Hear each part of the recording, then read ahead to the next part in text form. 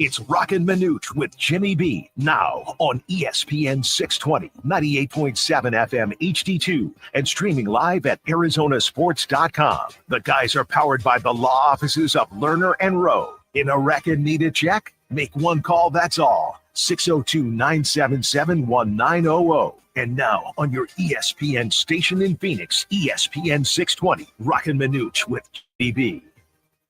A good Friday to you, rainy Friday here at Wright Toyota. Roc, Manuch, we got Jax, we got Connor back at the ESPN 620 studios, and we have the Arizona Cardinals in the news, signing a couple players. How about that? We finally get to talk about the Arizona Cardinals and Manuch. This is just big news. Big news, Roc. Let's just get this out. Let's break it up. Arizona's longest tenured player, Aaron Brewer, signed a 1-year deal. Got that long snapper. How got about him that? signed. That's a vital part, which truly is. It's a huge deal. A vital part to have What your a great long snapper. offseason.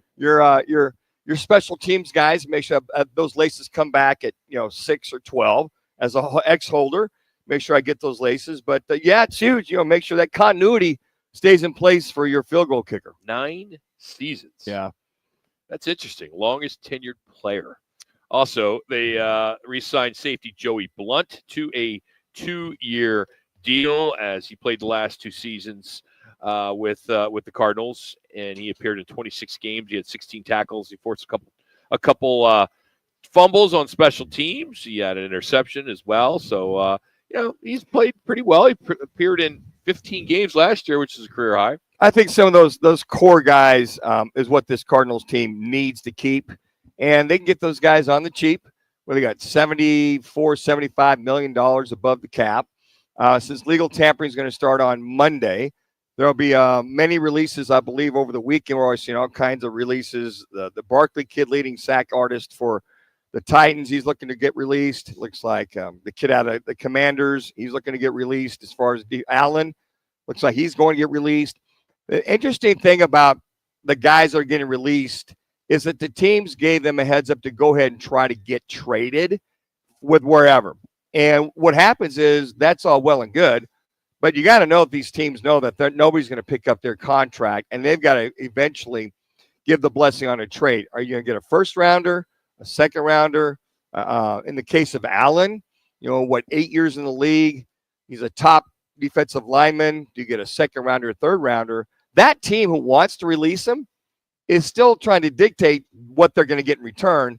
And if they don't like what the other teams that are engaging for a trade, then they'll release him. So I think over the weekend, even Monday, with legal tampering, a lot of releases going on this weekend. Also this weekend, multiple media outlets have reported that ASU Athletic Director Graham Rossini is preparing to possibly move on Bobby Hurley. And if that's the case, they're going to have to do it quickly. With so many open jobs, you got the transfer portal, they're going to have to move quick. Rossini will have to take a page out of Utah and expedite what they did so quickly to get the assistant coach at Dallas over there. Yes.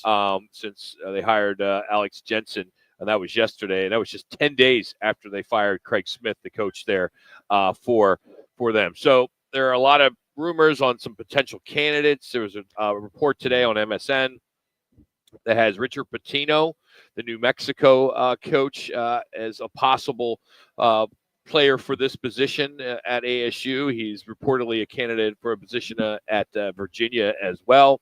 Also saw Brian Michelson from Gonzaga. He is an assistant there, and he's been on Mark Few's staff since 2008. And he has it written in his contract that he will be the next coach at Gonzaga, though. If he retires. Few retires. If he retires. Or if he leaves. So that's a possibility if that could go down. Will Wade from McNeese State. He's got a little bit of baggage, they say, but he could be somebody. He's had a pretty good career overall as a college basketball coach many, many years ago. So there are a few other names that are out there, but it's going to be interesting to see if this happens. There's plenty of qualified coaches out there that could come in, but again, it's going to be about what kind of player can we go afford to get. So when these guys look at it, they love the opportunity to move up. Patino from New Mexico State or New Mexico, and just moving up. But do you have the players? Can you come into the Big 12 and be competitive? How much you continue to lean on the Nap Lawrences of the world, the alumni of the world, to get those dollars and cents Sucks. to make sure you get those players, because otherwise you're coming in and you're going to be, I don't know, 50-50 at best every year if you can't get the players. I mean, coaching can only take you so far. You got to have the players to win. You look at what Rick Pitino did at St. John's. He had $4 million in NIL. That's what did it. Yeah, they win the Big East. So it's money, as you just mentioned, but I hate where we are going. I agree. I agree, Roc. It's ASU. I didn't go to school there, but man, if I had a choice, if I knew about ASU when I was growing up, I would have loved to go on here. And it's such an amazing campus, amazing place to live, amazing people, the facilities, everything. It's a beautiful campus. Right. And you don't even need to sell that anymore to a player. You're not going to school to get an education. You're going just to get paid. That's just another job. It's like being a kid. It's just being a kid. For those that didn't go to college, you went to vocational school. You didn't, but you graduated high school and you took a job.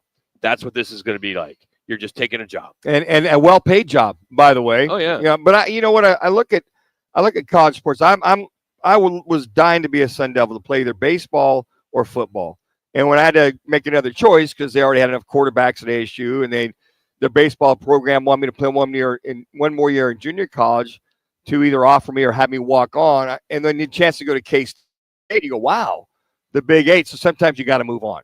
But I think for a lot of the Big Eight, K-State. Well, I'm sorry, that's not something I think people are pretty excited about. Well, it was the Pac-8 versus the Big Eight. And the Big Eight in those days, you had Oklahoma, Nebraska, Missouri, Colorado. All right. You probably had out of the 8 teams, probably 5 or 6 were in the top 20. Really? Yeah. So, my schedule, my junior year, we have 6 out of the 11 games were top 20 teams, and we were always scheduled for the other team's homecoming. Yeah, you're the cupcake game. Yeah, we were that. And then my senior year, we had another 5 or 6 of top 25 teams that we played. But the thing was that when players leave here, go to other schools, and you're playing big time ball, whether it's basketball or football or baseball, you're going to get seen. The thing here at ASU, where so many guys, to your point, Roc, great atmosphere, great schooling, whatever you get, but they're going to have to compete with the Joneses year in and year out. So whoever that new coach is has got to, when he talks to Graham Rossini as athletic director, it's a two-way interview, I would think. What do we have coming in? What do I have to work with? I can work with a lot. But if I've got a good core nucleus of guys and you can pay them, I can help as a coach turn this program around. So it's got to be somewhat of a two-way interview, I would think. Instead of, hey, look, I'll take it. Yeah. Well, you might be 0-25 your first 3 years. You want to make sure you're competitive. I think Graham Rossini wants to be competitive and have a winning team too. So yes or no, is he fired? I believe so. Yes. Yes or no, yes. Is he fired? Yeah, I think Bobby Hurley. People cannot answer that question. In politics and sports, why is it that everybody cannot answer a question? I would say yes. I think last days of Bobby Hurley are behind us. Here's my question. Yes or no? To getting that coach quickly. Does he coach the team through the tournament starting on Tuesday? Oh, no. So you got to get rid of this. Okay. Because half this team will be gone. Yeah, interesting. Transfer portal, every team's gone. It changes. Well, they've only got to be a total facelift. They only got 5 scholarship players to be eligible for playing tomorrow night's game against Tech. So how does that happen? How does that get to that point? I'm sorry. Injuries, maybe the can't you walk-ons, add players? You would think add walk-ons over the course of the season. Is there stages you there's guys there, but I'm talking about the actual scholarship players that are there on the team. They're down to 5. If Quaintance comes back, it'll be 6. Now there's 3 or 4 other guys on the roster, but those are the practice guys, so to speak. The scout team guys that are there every day, that are playing. But to be competitive, you want those scholarship guys. Or if you got a PWO that's outstanding, he plays. But after tomorrow's game, what's the first round start? Tuesday is the first round of the Pac-12. It's going to be Big 12 tournament. Then interesting if they allow Bobby to play it out or they fire him after the game. I wish I was into women's college basketball. I'm just not. I watch at all, and it's on everywhere right now. It sure is. Yeah. I found myself watching stuff that is complete mindless yesterday and today. It's like, oh, come on, jeez, I don't want to watch the women's SEC tournament. I mean, it's like, come on. I know, hey, it's for some people out there they like it. It doesn't it's that style of play. It just does not work for me. When they get to the Sweet 16, I'll watch more. Even the Elite Eight and the Final Four, I will tune in a little bit and watch them. I only tune into the teams that I know are good, like UConn and South Carolina and Tennessee. I mean, I know just enough to get by, but it's on right now here at the dealership. And I'm just like, oh, come on, turn that. Yeah, they got to be something else. I'd rather watch reruns of SportsCenter. And this weekend you'll have the Big Sky tournament starting this weekend as well, too, up there in Idaho. All right, Suns are at Denver tonight. They're 2.5 games behind the Mavs. They'll get the Mavs on Sunday. They're in Dallas. On the flip side, Dallas is hosting Grizzlies. They have struggled. They've lost 5 of their last 6, so we'll be all over that. Do want to remind you that we are brought to you today by Weekapaw Casino and Resort and the WKP Sportsbook. We're going to be getting a little bit more intense with the WKP Sportsbook at 3 o'clock today, so you want to stick around for that. We have announced our March Mania contest. It's up on the website, win@weekapaw.com. We are doing a $100,000 bracket, and that is going to be huge. And we're going to host a Final Four event there on that Saturday, plus $100 props, $100 squares at halftime, and 25 people who are in the audience. Each half will roll the jumbo dice for $50,000. So check it out. Everything's up on our website, rockandmanuch.com. Again, the bracket contest is at win@weekapaw.com. Coming up, it's our Sounds of the Night. You'll hear the ridiculous shot from Steph Curry. Luka Doncic, you'll hear his comments on this 8-game winning streak. But most importantly, you will hear one of Charles Barkley's best rants of all time. That's next, right here on Roc and Manuch on ESPN 620.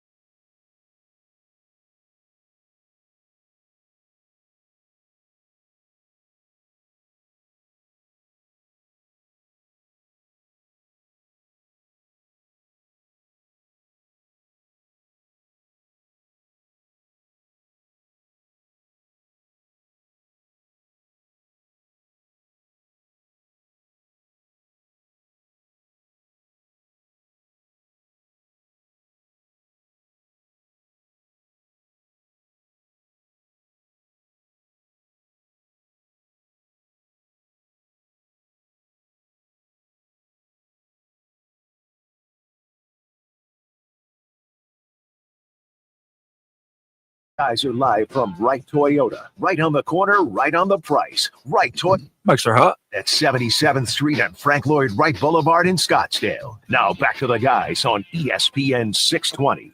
What a morning with this rain. And if you find yourself maybe with some unexpected leaks, State 48 Roofing has you covered, literally.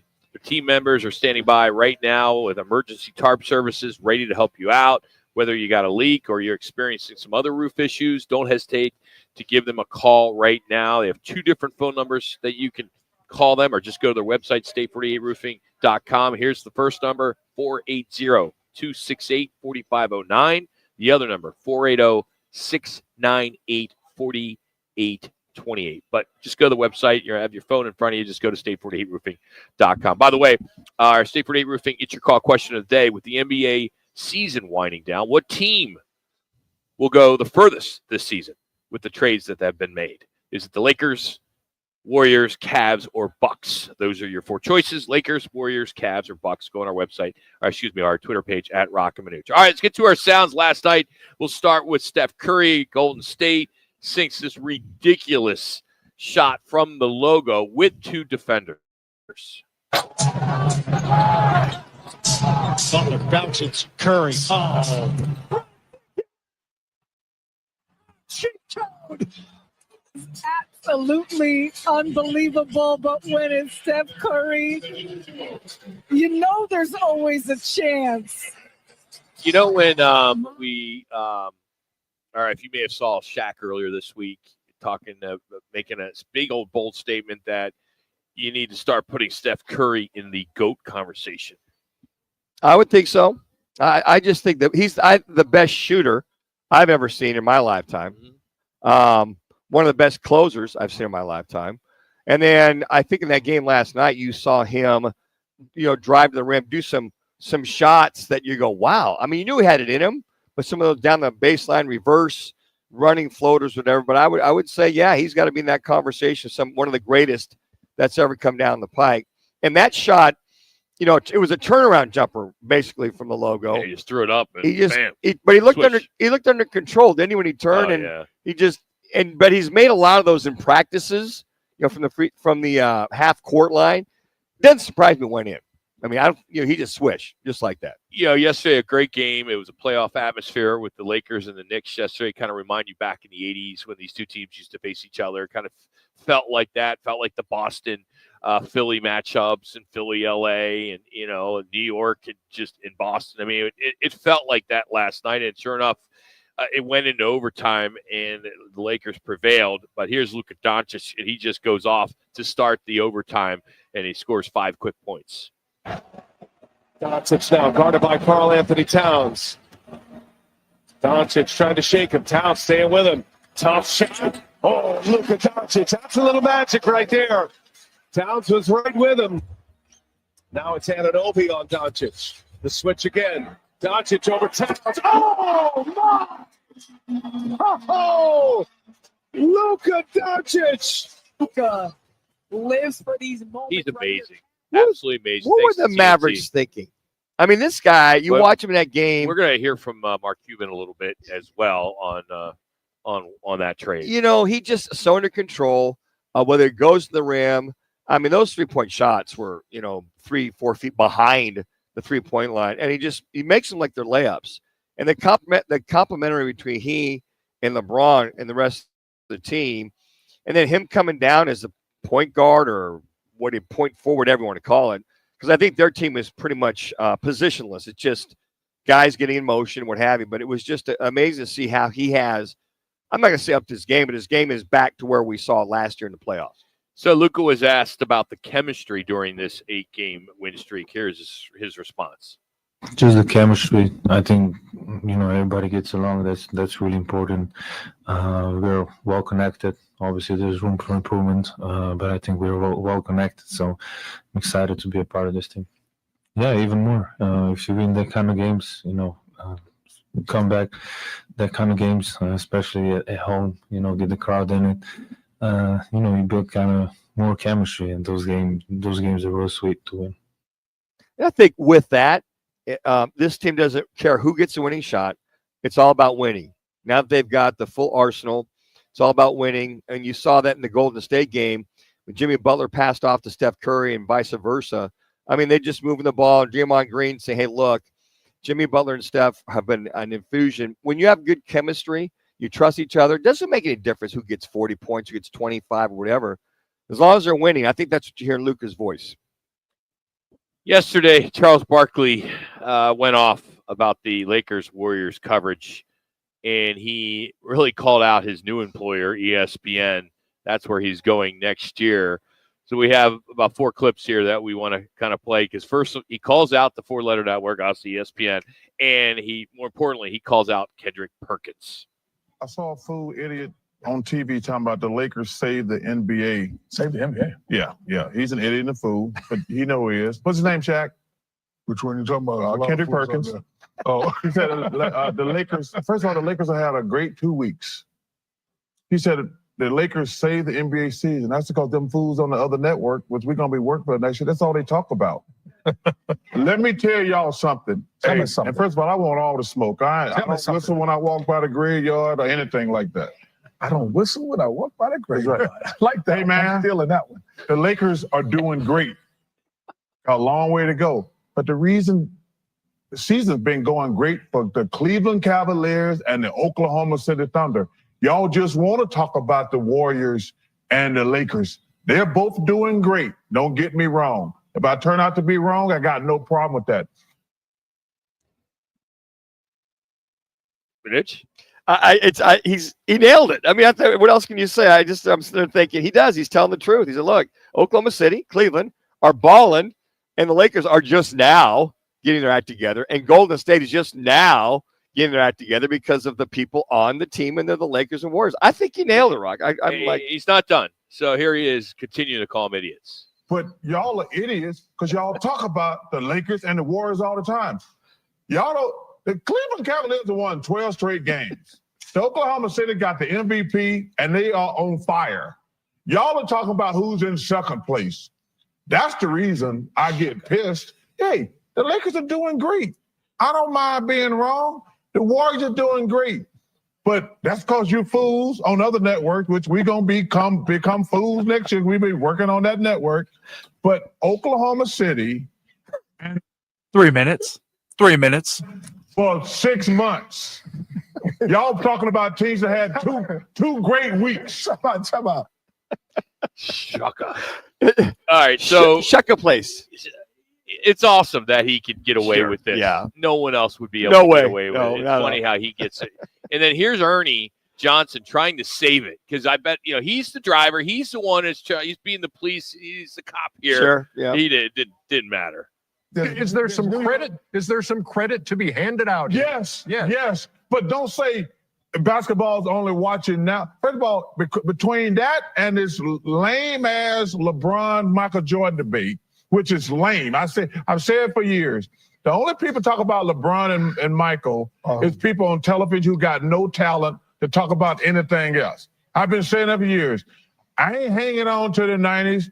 I've always said LeBron's great, Michael's great. But y'all talk about it all the time and then got LeBron out there posing, talking about he all mad about being the face of the league. But it makes me mad. The Oklahoma City and the Cleveland Cavaliers are the 2 best stories in the NBA this year. Congratulations to the Lakers and the Warriors. They've had 2 good weeks. And the thing I think more importantly is the reason why ESPN's all over it, and we all know, is that the Lakers, Oklahoma City, and the Cavaliers do not sell. And with both of them that don't sell, they're not going to talk about them. Kind of a boring situation when you have the Cavaliers, Oklahoma City. They're just, the other 2 don't sell. That's why ESPN's all over them. All right, last one from Chuck. The Cavs and OKC have had 6 great months. Okay. Tell us how you really feel. All right. Good, Shaq. Tell us birthday man. All right. All right, so that's Charles Barkley and his rant yesterday. Wow. Touche, Charles. Touche. Yeah, absolutely. I agree. I concur. I mean, it's. But again, Rock, it's all about the Lakers and Golden State, who will probably be in the finals, Western Conference, and you hope that they see the Knicks and the Celtics in the Eastern Conference Finals. It's about who sells, who are the faces, who are the team. A lot of folks don't know that they can name maybe one or two or three Cleveland Cavaliers, maybe one or two Oklahoma City Thunder players.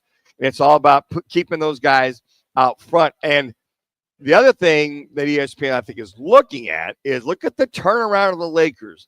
Look at the turnaround of Golden State. Yeah, and he admits that that's a story. It's been a story the last 2 or 3 weeks, but that has been the story of the NBA the entire last 6 months. We're going to catch up with Chris Dobertine. He has a website called bloggingthebracket.com.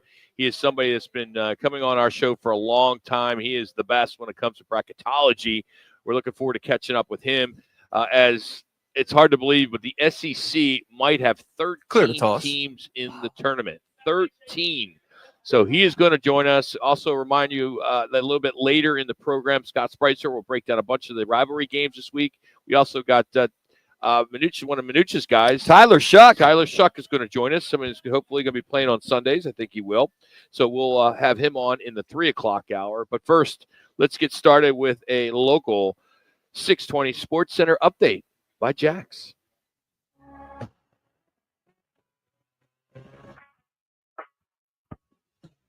It's now time for your Roc and Manuch with Jimmy B's bottom of the hour ESPN 620 Sports Update live from Wright Toyota. I'm Jackson Groff.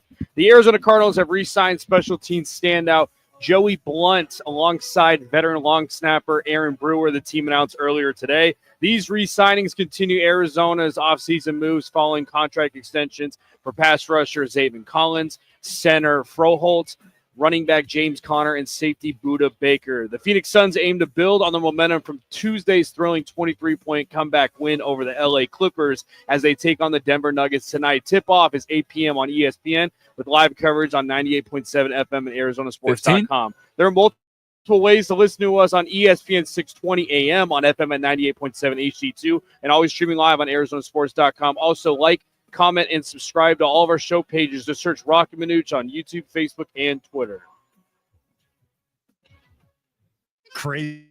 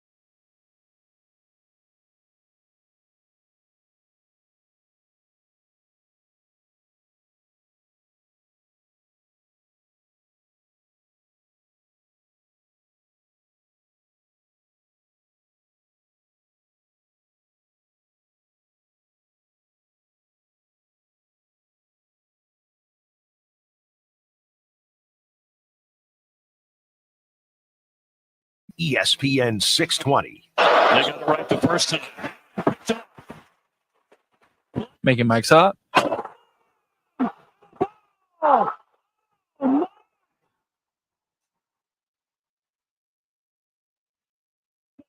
Roc and Manuch with Jimmy B right here on ESPN 620. Cooper Flagg, big dunk against Pittsburgh there. Chris Dobertine joins us now. It's that time of the year. We get an opportunity to catch up with Chris each and every year, talk some March Madness, some bracketology. And before we get started, Chris, just how more difficult has it been this year with the realignment in college sports, which has really kind of changed some of these power conferences and how it's kind of strengthened some of them to some case, because now I'm seeing like SEC with maybe 13, Big 10 with maybe a 10 or 11. How has it changed your bracketology approach? Well, thanks for having me on again, as always. It's made things very difficult, especially when you get to the bracketing process, and that's something I think the committee is going to really have to spend a little bit more time on than they have in the past when we get to selection weekend. But it really kind of goes to the fact that we have all these changes and we have these mega conferences now. And something that I think that people really aren't understanding, and this is something I'll probably explore a little bit more in the off season, is that you have two giant 18-team conferences and two giant 16-team conferences. Right. The two 18-team conferences play 20 conference games. One of the 16 team conferences plays 18 conference games. The other plays 20. And I think that's really where the SEC, where you're talking about 12 or 13 SEC teams getting in, the big difference is they're playing 16 conference games, 18 conference games, and everybody else is playing 20. So they get two more opportunities in November and December, to set a good baseline. And this year, the SEC, they had a winning percentage in non-conference play of around 89%, which is unbelievable. And it was against really good teams. They really took care of business when they played ACC teams and Big 12 teams and the other power conference teams. So that put them, that gave them a really great start when it came to kind of building up their profiles. When you get to conference play, as has been pointed out many times, you always will go 500 as a conference in conference play. There's no mystery about it. So what you're able to do in November, December to build yourself a base that when you get there, you have something to kind of build on as you're going through January, February, and March to get there. The SEC just did a really great job, and it's going to be really interesting to see if this is kind of an anomaly that they were really – it's only because they were that strong in November and December, and, it may change next year if they're not quite as good. But that, I think, is the thing that, other conferences, especially the ACC, who is just pathetic. You're at the point where you have 18 teams, and you only really have – about 8 or 9 who are over 500, and you only really have 4 at-large type teams, 5 at-large type teams, with only probably getting 3 of those in. I think that's something that the conferences are going to have to look at as we go forward. So, Chris, what I hear you saying is the strong conferences, they're going to bogart their way in because of their conference play, what have you. So the Big 12s, so what do the Big 12s, the Big East, ACCs need to do if their conferences are down? Schedule more better non-conference games so that RP at least gets them a seat at the table? Yeah, that's part of it. And I also think that, when you get into these mega conferences, and I said, the ACC has 18 teams and you're playing 20 conference games. So that means you can play everybody once, and then you have, a couple of repeat opponents. And that's where the problem comes in, is that you're not able to really get those out. You're not really able to set those out so they're flexible enough so that you're able to schedule a game, in early March or late February, where you have 2 of your better teams who probably only played once earlier, giving them a second shot at the apple later on before the tournament. You might want to consider going back down to 18 conference games, because then you're playing 16 opponents once, home and away, switch it off. And then that 17th is your, permanent rival, like your Duke, North Carolina, your Florida State, Miami, your Georgia Tech, Clemson, what have you, and do that instead to make it a little bit fair, so you don't have quite so much, so much inconsistency in those extra couple of games that could really end up hurting a team that, might be good enough metrically, but they're not able to get the quality wins they need. Chris Overton here on ESPN 620 Phoenix. Chris, if it goes down this road with the SEC, let's just play along with me. You have if 13 of their 16 members make the tournament, it could be a 14th as Texas is on the bubble. When you look at that, there are so many SEC haters, me being one of them. How can this be good for the sport? It's not. And Ken Pomeroy actually wrote something earlier this week talking about, maybe the SEC really is a little bit overrated. And again, there's a bit of the function of, regressing to the mean. You're not going to play so well. Your metrics aren't going to be so off the charts in the first 2 months of the season. Things are going to drop back to normal as you get into January, February, March, and that's part of it. And I think that's another reason why I think that, the SEC was one of the last conferences to do it with the Big 12 when they played their challenge in February. So you got that late non-conference, measuring stick. And I think we need to go back to that a little bit now. And it's kind of funny. You think about how, college basketball schedules are set up. And it's not always been, all of your non-conference games and then all of your conference games. There used to be a lot more variety. And I think that we really need to kind of think about that as we go forward, as we get conferences that are really going to try to get into an arms race with each other when you're getting into the point where you're looking, do you want to be the conference that gets 10 bids or 11 bids or 12 bids and leaving everybody else kind of in the dust? Chris, I have a question for you. I'm Jackson, producer Roc and Manuch here. I find the bubble teams very fascinating because we mentioned the SEC has a bunch of teams on the bubble right now: Georgia, Arkansas, Texas, Oklahoma, and the Big Ten, the two deepest conferences with Ohio State, Indiana, and Nebraska. How do you determine who's going to make the tournament with conference tournaments next week? Is it one of those things that Georgia's got to win more SEC tournament games than Arkansas to get an edge on them? Who right now do you think has the edge when you go to conference tournaments this next week? Yeah, I think that finishing strong, and that's another thing that I think the committee needs to really start thinking about again in this age of the transfer portal and, rosters, turning over so quickly. Teams change a lot from November to February to March, and I really think they need to go back to looking at the last 10 or so games. The one big thing I think that is going to be important here is, who did, teams play outside of conference. I think especially when you talk about the SEC in particular, that's going to be big because, Texas's non-conference schedule wasn't very good. Arkansas was kind of, mediocre. Georgia's wasn't very good, and that, they were able to do enough in the league to kind of make up for it. But then you have Oklahoma, who played by far of the bubble teams the best non-conference schedule, and they haven't played quite as well in conference. And if you're looking at the whole body of work, you've got to kind of look at those teams kind of equally just to say, yeah, we don't want to say that a game in November isn't as important as one, in early March. And I think that's really where it's going to come down to. And the other thing is we're going to look a lot at how did teams play away from home. And honestly, a lot of these bubble teams, especially in the power conferences, have not played that well away from home. The Big Ten, about 2 minutes. 2 minutes. SEC teams as a group generally have done a little bit better though. So, Chris, out of aside from the first four seeds, who are those seeds 5 and beyond that could make a run at this thing, get into whether it be the Elite Eight or the Final Four that you have your eye on? At least you have your eye on to see how they progress.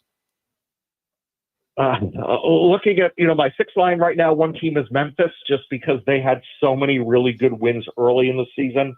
And they, typically have, dropped a couple of games in the American as they usually do, but they, played pretty well. Missouri has been an unbelievable team. Another team that I have on the sixth line right now, just coming out of nowhere. And remember, they finished last year. They were the first team to ever go winless in SEC play since expansion. So that, a tremendous turnaround. And it's really, it's one of those stories where the talent of the team really backs up. It's a really great reason that they were able to do that. Looking further down, there are going to be some very interesting 8-9 games. Here are some of the names on my 8-9 list right now: Kansas, Illinois, Gonzaga, New Mexico, Vanderbilt. Both Mississippi teams are there. About a minute left. 1 minute left. Really interesting matchups, I think, for the round of 32 for those top 4 seeds. Chris, this is great stuff, man. I mean, we haven't even started the conference championships, but thank you for your time. We hope that we can catch up with you throughout the month, and this is such a fun time. So thank you for your time today. Appreciate it. Well, by the way, just curious, because we have inclement weather here in Phoenix. You're in Chicago, right? Are you getting a little snow up there, or what? Is it cold? Yeah, earlier today it did look like a snow globe outside. Well, hey, we got spring training down here if you want to see your Cubs or White Sox, so we always take care of you. So thanks so much for the time today. Thanks, guys. That's Chris Dobertine. You can check him out, follow him online. It's Twitter, Instagram. Just search Chris Dobertine. He is brought to you today by All City Towing.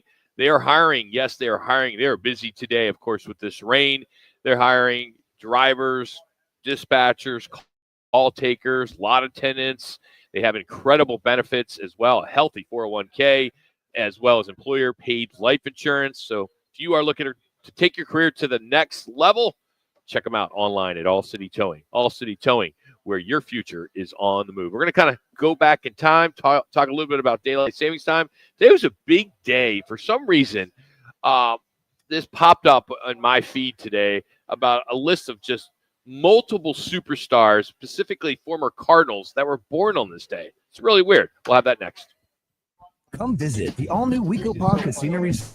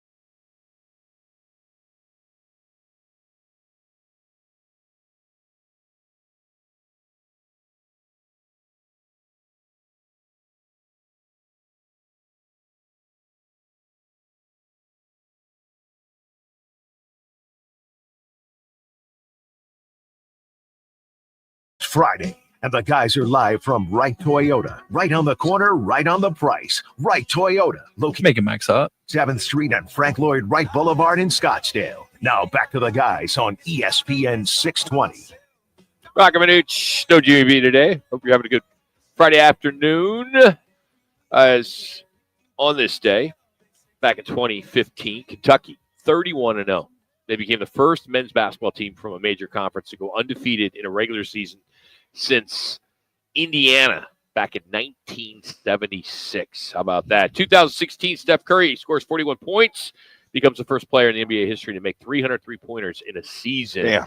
As Golden State held off, set another record by holding the Orlando Magic to 119-113 for their 45th straight home victory. 45. How about that for them? Also on this day, Peyton Manning retired from the Denver Broncos and the National Football League in 2016. I normally don't do birthdays, but for some reason this popped up, and there's so many big names born on this day. 2 Hall of Famers from Pittsburgh, Franco Harris and Lynn Swann. Okay. One of our greatest guests that we have on occasionally, Tom Lehman. Okay. Happy birthday, Tom. Another guy who unfortunately was born on this day in 1960 was Joe Carter of the Blue Jays, and what he did to the Phillies to me in the World Series many, many years ago. Mitch Williams, here it comes. But then some tie-ins to Arizona and the Phoenix Cardinals and the Arizona Cardinals. Ricky Prohl. Remember Ricky Prohl? Yeah. Steve Berline. Flipper Anderson, Jeff Fiegels. I mean, the list goes on and on. So there were so many today. I was just normally I don't get into that. So on this day, sponsored by Twin Peaks March Fever Bracket Challenge. Got the conference championship starting next week.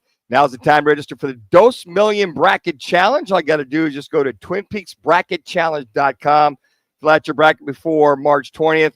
Enter the chance to win $2 million in more epic prizes, including $50 gift card to the top bracket from every lodge, and a chance for you to watch at all 5 of Twin Peaks locations. That's where we're going to be at. Also, make sure you sign up for fanpick'em.com. Fanpick'em.com. Enjoy Bud Light and Neutral specials throughout the madness. It's fanpick'em.com. All right, some little random stuff to dive into real quick as we do this each and every day. Most Americans are going to spring forward into daylight savings time this Sunday at 2 a.m. Unfortunately, we are not in Hawaii. We're the 2 states that don't do anything. I hope this changes. I think a lot of us, to. Is it the last one? I think President Trump and his team is trying to end the madness and trying to change it to this. He had talked about it in December, and he's going to do what he can, of course, to do that. But he also said it's a 50-50 issue. There's some people that want it. There's people that don't want it. Yeah. So he's kind of put it in a pickle on what he wants to do. But I think people out here love the 3-hour time difference to the East Coast, especially if you're a sports fan.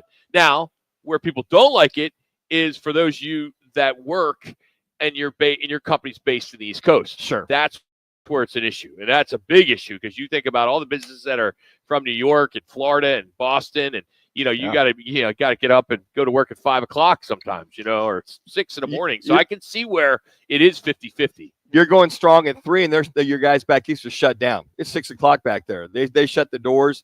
There could be some things going on. For me, the 3-hour difference, the 2-hour difference, and then I believe it's 1 for Mountain Time. And then at least California is on par with us. They spring forward, so they're with us. So at least for me, just do it as a guy booking the guests. It's just easier. Just stick with the 3-hour, 2-hour, 1 hour, and we're good to go. And daylight savings time was originally created to save energy. The theory was that more sunlight would lead to less energy being used, but it did the opposite, especially here because air conditioning, we use more electricity during daylight savings time. Was it the early 70s, daylight saving time? Because that was when the whole Earth Day stuff started in the early 70s. And then daylight savings times, I think it was like early 70s. I think it was because of that thing. Energy crunch. Football at 50. Some interesting news coming out of Carolina with Bill Belichick. Of course, he's the new coach there. It was announced in December. It's been reported that he was not their first pick. He was not their first choice, in that it was offensive coordinator Arthur Smith from Pittsburgh, the Steelers, was UNC's first choice to be the head coach, but never even interviewed with him. However, had said that he just wanted to stay in the NFL, and that's true. A lot of guys just want to be coaches, wants to be coordinators, be in a good spot. He is in Pittsburgh. So interesting to see something like that come out, and why it came out. I don't know. I don't know why people do that. What is the reasoning for somebody that's in the know to go to a reporter and say, hey, by the way, Bill really wasn't the first choice. Well, who cares? If he was interviewed, the only thing I could think he of, wasn't interviewed. He was not He interviewed? was not interviewed. Okay. The only thing I could think of is with these public schools, a lot of stuff's got to be disclosed. But if they were thinking of him, why would that have to be disclosed? Who you talk to? It's I don't know, just part of if it's public school, sure? like the salaries at public colleges are all displayed. They're not saying, okay, hey, I ran into Arthur, at a bar, and we talked about, hey, would you be interested? I mean, that's not doesn't have to be recorded. If it's public, if it's not recorded. But I think for the campuses, they want to. I mean, a lot of these border regions, they're real anal about that. How many did you interview? Who did you interview? Did we get diversity involved? Do we get this involved? They want to make sure that when this all comes about, if they get audited, okay, and you're a state-funded school, and you got to make sure you list all the interviews you had for all that, that might be. Now, if they never interviewed the guy, had an interest in him, that's a whole different story. But I think the one thing, the challenge that Bill Belichick's going to have, even though he's got Mike Lombardi as his general manager, is going to be the whole recruiting piece, staying on top of that. 5 minutes. And staying on top 5 of minutes. 3, 4, 5 different things, which he can. I mean, he did that with the Patriots. It wasn't a problem. But just different, knowing that you have contracts in NFL for 3, 4, 5 years. In college, these kids could be there 1 year and gone the next with the NIL. So I think that'll be some of the things he tries to nip in the butt as he moves forward with this program. Do you expect the Titans? Are they showing their cards? I think that with the Titans, a lot of things that Barkley looks like he is going to be let go. Their leading sacker last year. So with the Titans having that first pick, I think I knew you were going, Rock. Do they trade down? Unless there's somebody there. And I'm sorry, I just got interrupted. We're a live remote, so I apologize. But so they're showing their cards. They released Harold Landry today. That has to tell me that opens up money that Abdul Carter's their guy. Plain and simple. Sure. Yeah. Which then helps 2 and 3 now and 4, right? When it comes to the draft. Yeah, I think that they're or if they decide to trade down and get a couple picks. But I mean, you've got a guy that's an impact player like a Carter. You take him. I think that's some of the things you take a good look at is if you got an impact player, you can go get him, and he's going to be with your organization for, let's say, minimum 8 to 10 years. And the way of life now after watching the Super Bowl is pass rush and blocking your offensive line. I think a lot of teams will go that way. I like Carter. The kid, they say, well, he didn't fare too well at the combine with this and that. Hey, I watch his tape. I watch this kid. He's pretty phenomenal with all the different things that he's done, all the different things that he has from that particular standpoint. So I think when you look at this Tennessee Titans team, that will be, if he's not there, that will be something that we take a good hard look at, aside from trading down. The other thing I'm going to look at as far as the other things are concerned is making sure that 3 minutes. the Cardinals at number 16, which way they're going to be going. The way that they'll be going in reference to that 16th pick, do they trade it down when they get a few more picks, or they go after the best offensive line? Why do people call me Manuch? So one of our listeners, Bronson, was just in here picking up a gift card, right? Yeah. That he won.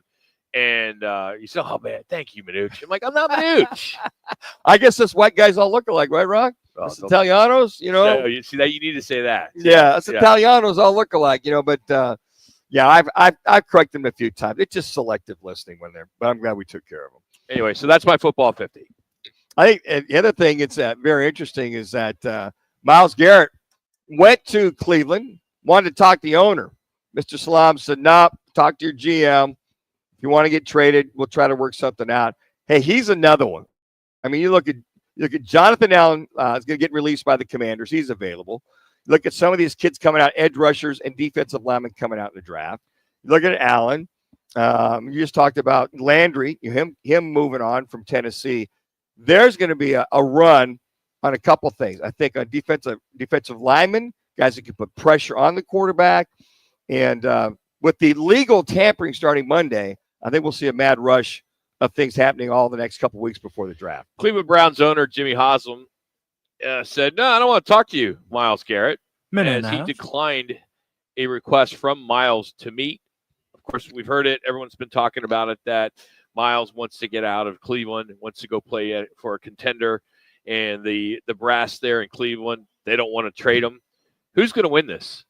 Well, they hold him if he decides not to show up at the OTAs, minicamp, and training camp, says, I'm not coming until I'm traded, then he's got to make a decision at some point, being Myles Garrett. If you want to miss out on, 20-some million a year and sit out because you don't think that team can make the playoffs, then that's going to be your prerogative because you got 2 more years left on that extension. I think it's like $24 million a year is what he'd be owed per year the next couple of years. So they got him over the barrel. He's got to play unless he decides to sit out. We have Scott Spreitzer coming up in hour number 2. Hour number 3, Tyler Shuck will join us, and Kurt Brombaugh from Weekapaw Casino and Resort, as we'll talk about what we're doing there with this new sports book there, which is amazing. So can't wait to talk to him about that. Rick Pitino was on Jimmy Fallon last night and told this amazing story about interviewing for a job the night of his wedding. So we're going to play that for you, too. So we got some good sound to pass along. It's Roc, it's Manuch, no Jimmy B. We got Jackson and Connor. We're out here at Wright Toyota, right on the corner, right on the price, Wright Toyota in Scottsdale. Hour number 2 is next.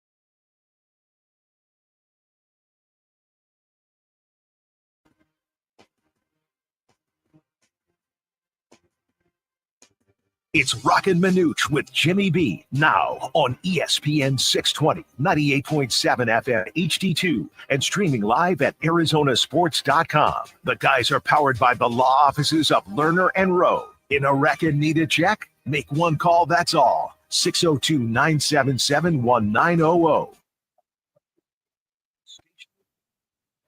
620 Roc and Manuch with Jimmy B. All right, out here, Wright Toyota in North Scottsdale. By the way, people think, when it's raining, it's not a good time to buy a car. I think it's the best time to buy a car because you have plenty of room. There's not as busy. You can take your time, and they'll wash it the next day. You buy it tonight, you leave with it, and then come back tomorrow, and they'll give you a nice detail. And they are busy here today, too. Yeah, I'm very surprised. They are. Well, they know Roc and Manuch and Jimmy B are here. Well, Jimmy B, but Jack's got the gang here in our show. I don't know about that. Cavs, a big story. And if you heard Charles' rant, we're going to play it for you a little bit later. But the other day, they filed a trademark to use the phrase "Cavalanche" on all their clothing. I think that's brilliant. Good stuff there. I like that. Absolutely brilliant. They're doing it on their T-shirts, their sweatshirts, sweatpants, hats, jacket, name it. It's been a big fan favorite phrase there, and I think it's great. Cavalanche. And I just think I love when teams do that, and there's some really clever people out there. In the Cavs, just 2-3 short years ago, this team was reeling. Few moves, few trades, a few draft choices, and here they are. Look at this team. 7-8 games up on the Celtics going into it. But those I like those nicknames for teams or that go with there. I'm thinking of the Suns have had 10 different ones as their moniker over the years. You think about some of those things, but Cavalanche fits perfect for this team, especially this year. D-backs today, Cactus League against the Angels. Tevi Diablo was canceled because of the rain, so they get a break, which is probably good. Let these guys get a break. Tonight, the Suns are in Denver to take on, of course, I wanted to say the Avalanche, but the Denver Nuggets. They're on your mind there, Yeah, Roc? on my mind, yeah. So they're going to go at it tonight, and then they have the Mavs on Sunday. Pretty big weekend for them. I think these two games could help them a little bit. Yeah. I think the season's over, but I think some people are at least holding on that maybe they go a little bit of run here and maybe sneak in because of what the Mavs are doing, basically. Yeah, they're chasing them. Mavs are depleted, so you would think they'll win that game on Sunday. Then you got to go to Memphis and take them on Tuesday. It's going to be very difficult to win that game.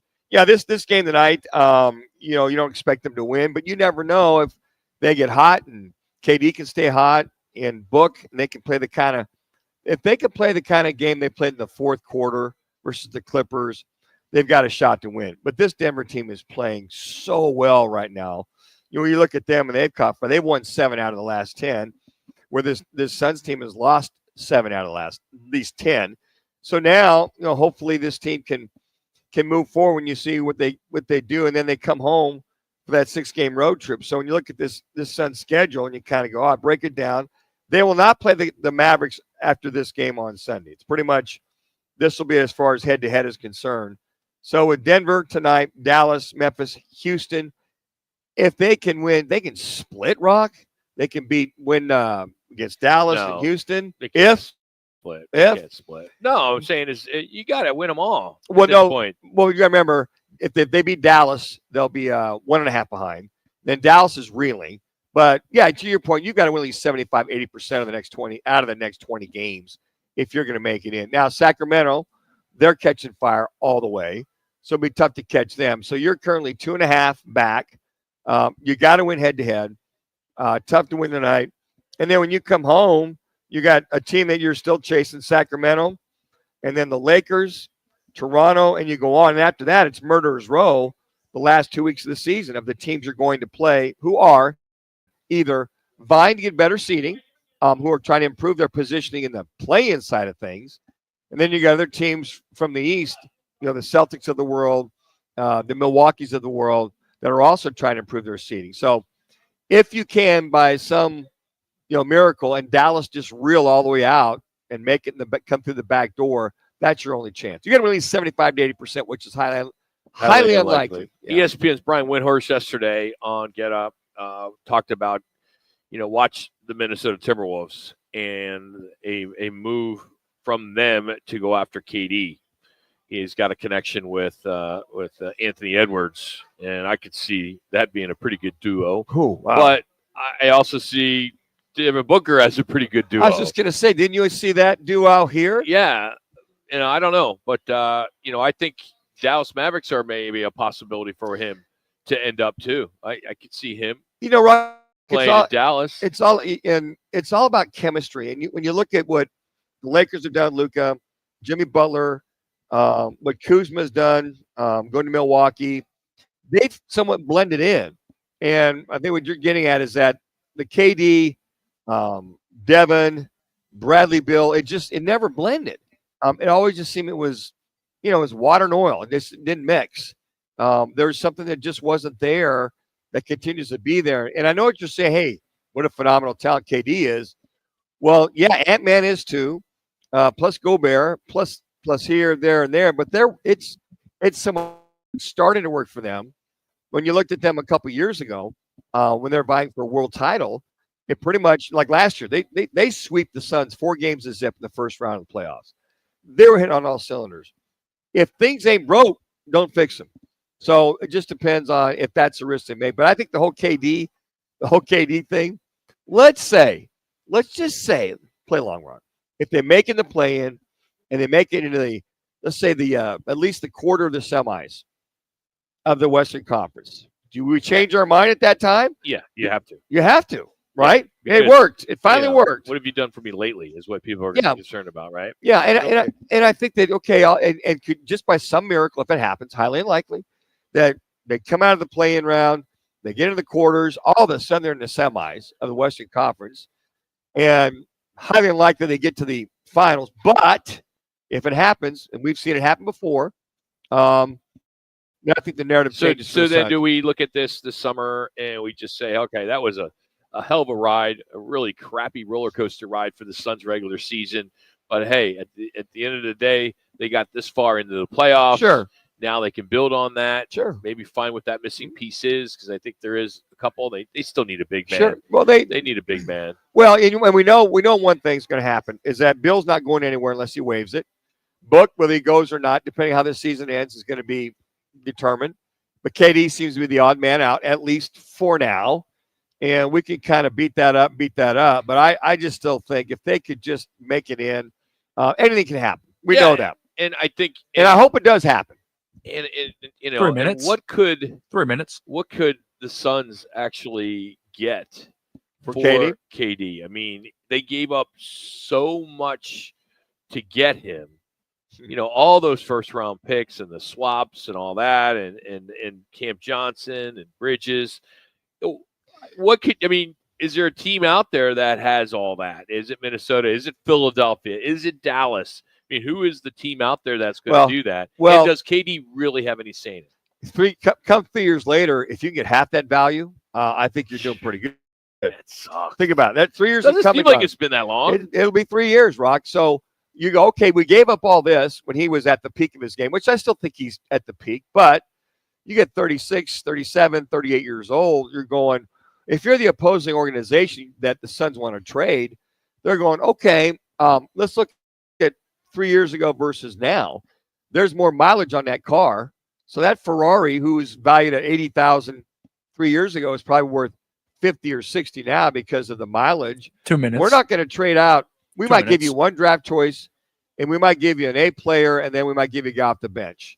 I think that's some of the things the Suns are gonna face when they do any kind of a trade, that they're going to want more because KD's still playing lights out. But at that point, they're looking at the old age factor. Now, you could say that about LeBron James 3 years ago. And the Lakers had no problem with him going, he's still at the top of his game. So if KD, they still feel, it just depends on who your trading partner is to see what value they give KD to get anything in return that's of substance. I think you get at least a first rounder, at least one. Two, I highly doubt it. And then what kind of player or players are you going to get with from that team? That is going to help the Suns organization or help the Suns move forward. Last night's game between the Warriors and Nets there in Brooklyn was the highest attended game ever at Barclays Center, and it was Golden State. And boy, did what a show. Curry put on a show. What a show. I mean, when he made that shot and he's running, off the court, yep. I mean, right off the court. Everybody's clapping. Yeah. It was like I had to look I had to do a double take. I'm like, was that Yeah, but home? if you Was he want it. home? Yeah, he Was did. home? Is that what it was? He made that shot. He got off the court, and then some of the shots. I will say, watching that game, to see him go to the rim as much as he does, the talent, and some of the, I won't call them trick shots, but some of the shots he had up underneath here and there and off the glass. I mean, you don't see a lot of that because all you typically see him is the three-pointers or the mid-range shots. But, man, he goes to the rack, which he does periodically. He did last night. He was bound and determined, and I think that they're looking to keep up with the Joneses in that one. Headlines brought to you this hour by Weekapaw Casino and Resort and the WKP Sportsbook. We're doing a huge $100,000 bracket contest with them. We're hosting a Final Four event there as well. $100 props, $100 squares. We're doing a jumbo dice roll for $50K for both games. So make plans to join us there at the Final Four in April. More information's up at rockmanuch.com, and the bracket can be found at win@weekapaw.com. Weekapaw is WEKOPA. Win@weekapaw.com.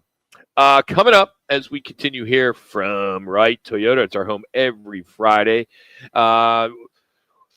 We are going to play some sound from last night on Jimmy Fallon and Rick Pitino. Really good stuff. That's next here on Roc and Manuch with Jimmy B.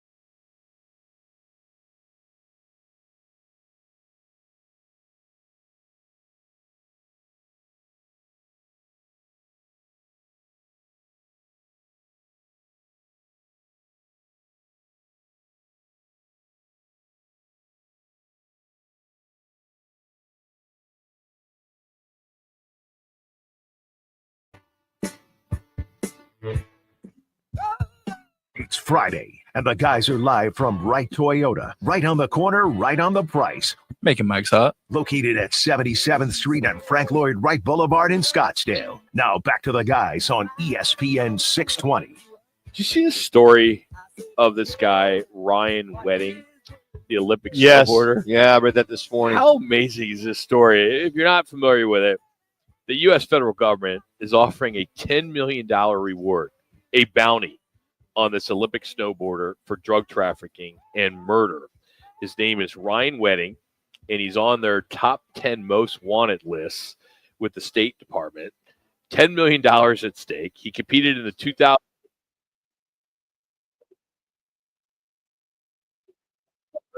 parallel giant slalom. He now is wanted for allegedly an international drug ring, and he orchestrated some murders. He goes by a lot of different names: James Conrad King, Public Enemy, El Jefe. And in June, he was charged. There's another guy named Andrew Clark, who is like his second in command. They got him. They found him.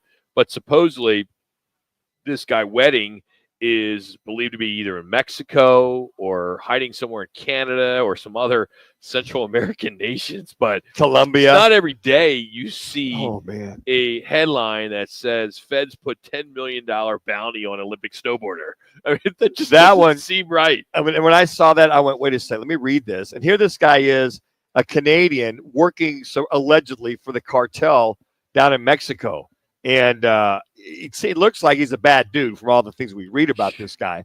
And it all started with the Colombian cartel, now the Mexican cartel, and as you mentioned, talking about setting up murders, might be even charged for murders. Ranging 60 tons of cocaine annually to like Colombia and Mexico, California, Canada. And he would haul it in semi-trucks, like the big old trucks that you see on the 18. Yes, yeah. And it's interesting how the cartels probably got him held up and, protecting him. But that is something when the FBI is going, hey, look, this is a bad dude that pretty much he's under the guise. This is a bad guy. I mean, this is like, wow. So you can see that, Andy, if anybody has the information, the award, the key is if you turn a guy in like that, I don't think you'd want, the only people you want to know is the authorities, and that's about it. Because the way the cartel operates and what I hear and read is that they'll track you down one way or the other, whether you're in the States or not in the States. But that is one of those sports stories when you think of all the former athletes, right, that committed crimes, whether drugs, murder, involuntary manslaughter, whatever. This one is right at the top. I mean, this is dealing and murder, allegedly, and all the stuff that's out there. More on Stephen A. Smith getting paid. He used to make about $12 million a year only. Well, you may have seen yesterday and into today, he just inked a $100 million deal for 5 years. And it looks as though he will focus on First Take. He'll continue doing the NBA programming. But here is where I'm not looking forward to seeing him. I'm a fan of Stephen A. I was fortunate to know him when I was in Philadelphia and he was with the Daily News. I was at the University of Penn and their you knew him way back, huh? Oh, yeah. And actually spent time with him at an all-star game in L.A. With my buddy who was the PR director for the Cavs. So, when you meet somebody like that, it's so many years ago, sure. you like him. And plus, I like it because he had, Philly contacts, right? So, however, you may see him on Monday Night Football. They're going to really put him in a bigger role for NFL football. I know he wants to, he may go down he may be a nominee for the Democratic presidential in 2028. But do you see him as, his childhood idol was Howard Cosell. At least that's what I read. So I think ESPN is going to put him everywhere they can.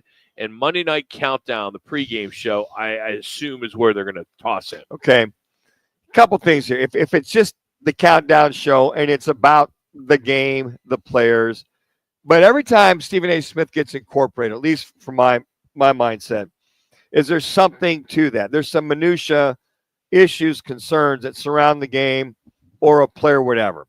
I just, on Monday night, after it's all said and done, I just prefer, let's keep it about the teams. Let's keep it about the players. I don't need any editorials. I don't need any more stuff surrounding, which he does a great job. I don't want to see another Dennis Miller type thing when he was incorporated with Monday Night Football for a couple of years. Was as a comedian coming in. It was horrible. I get it, but they're trying to incorporate quasi-entertainment, editorial, more, let's dive into some deep-rooted things. You know what? It's a football game. Let's just let the game play itself out. Stephen A's got his own pulpit. He's got his own programs. Why do I need more of, well, here's some of the things that really need to happen, and he's not getting it done. That type of thing. Okay, that's great. I enjoy that tone once in a while. But I want to sit on Monday Night Football. I really don't. I want to keep it a little more lighthearted, maybe. I mean, something along those lines. Interesting today how he opened up First Take and talked about his run-in with LeBron James last night. How about that? And he's on the sideline. He's with his agent. He's with Larry David, and a lot of responses from people all over, either defending LeBron or attacking LeBron. And interesting, and you don't know what side to take. LeBron James and this whole Bronny James deal. And I think you and I are on the same page that it's a joke. The guy shouldn't even be in the NBA. It was a total setup. And it was. And LeBron, maybe he knows that, but I think a lot of us who don't think it's a good deal, are going to be pretty outspoken about it, which we are. And Jimmy B loved it, and we've been in a few good discussions on that. But I thought it was interesting that Dave Portnoy, who is with Barstool Sports, and he's the founder, and he's the one who does the pizza reviews. He called it the NBA equivalent of a Make-A-Wish kid in the NBA. And I just thought, I gotta tell you, that is good. I was like, you got that one, Dave. And I am, I'm all about that. You guys know, if you listen to the show, you know how the special needs world, that community is so. I'm so close to it, and I was kind of taken by it for a second. However, I think for what the story is and what the story is all about, okay, I can laugh. It's the lighthearted side of that. You know what?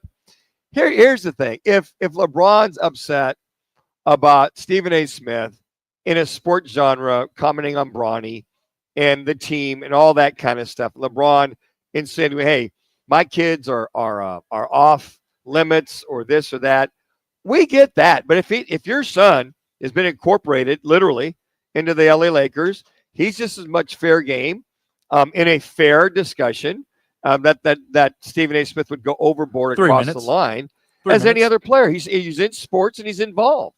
I mean, that's how I look at it. It's like, with Stephen A. Smith going to censor himself because your son's on the team and he's not for whatever reason? It's only good for ESPN. Yeah, this is great for ESPN. They love that. Oh, it's outstanding.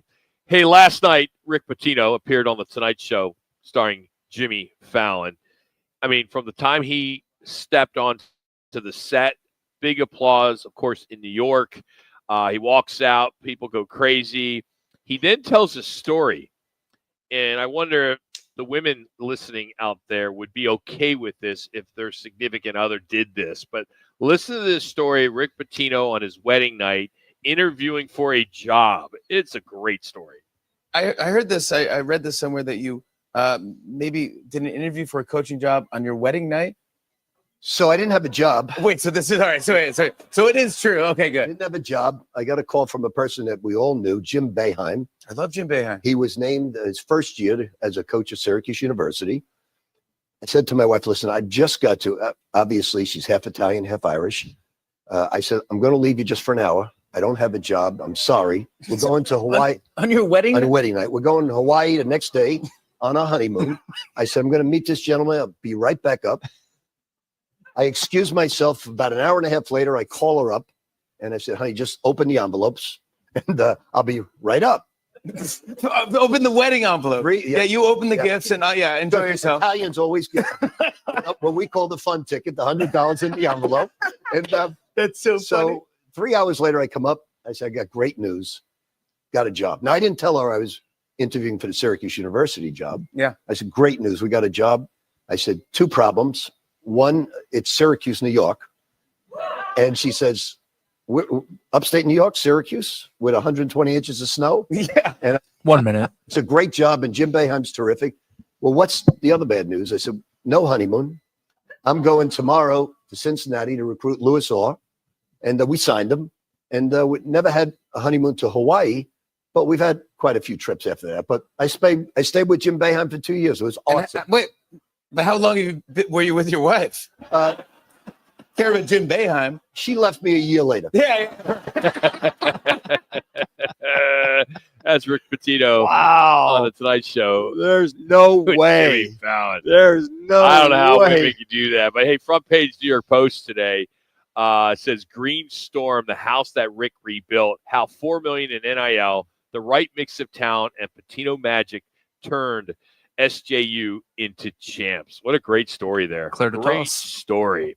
All right, we're going to talk some college basketball next. We will catch up with Scott Spreitzer, and we will break down all the big games, some NBA games as well for this weekend. So don't place those bets until you listen to Scott next. But here's Jax with an ESPN 620 Sports Center.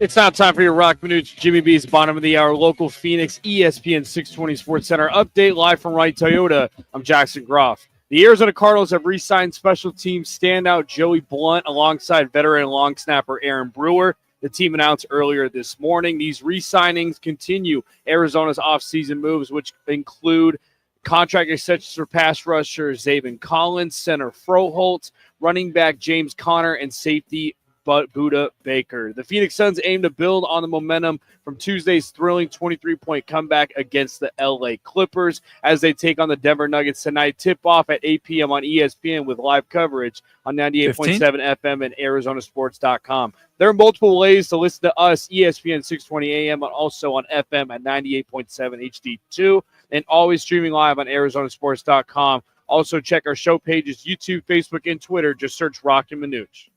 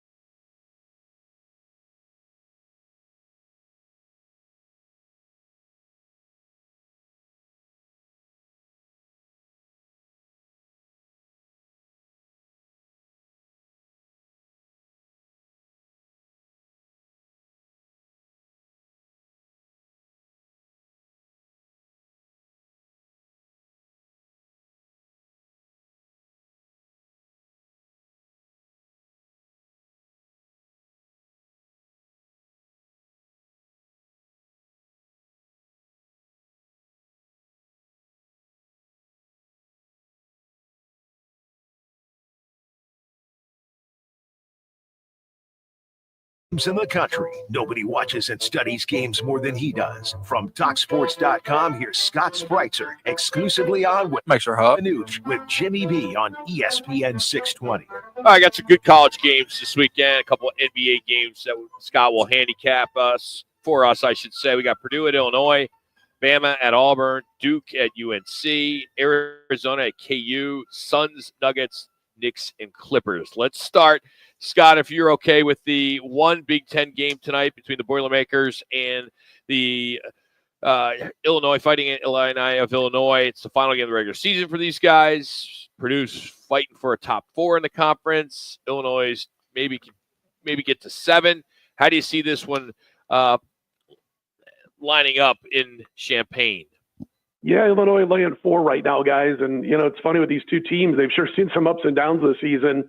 I lean to Purdue getting a couple of buckets here. If you look at Illinois, not quite the same without Merez Johnson. He's not a big scorer, about 7 or 8 points per game, but he's so big on the glass for this team, averaging over 6.5 rebounds per game, their second best player on the boards.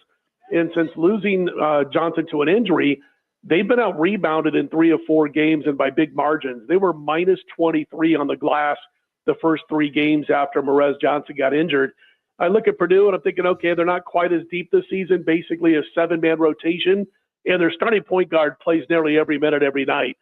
He looks gassed at times.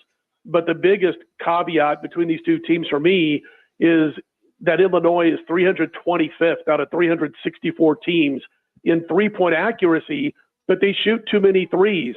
So you're one of the worst out of 364 teams, but yet you're top 30 in 3-point to 2-point ratio.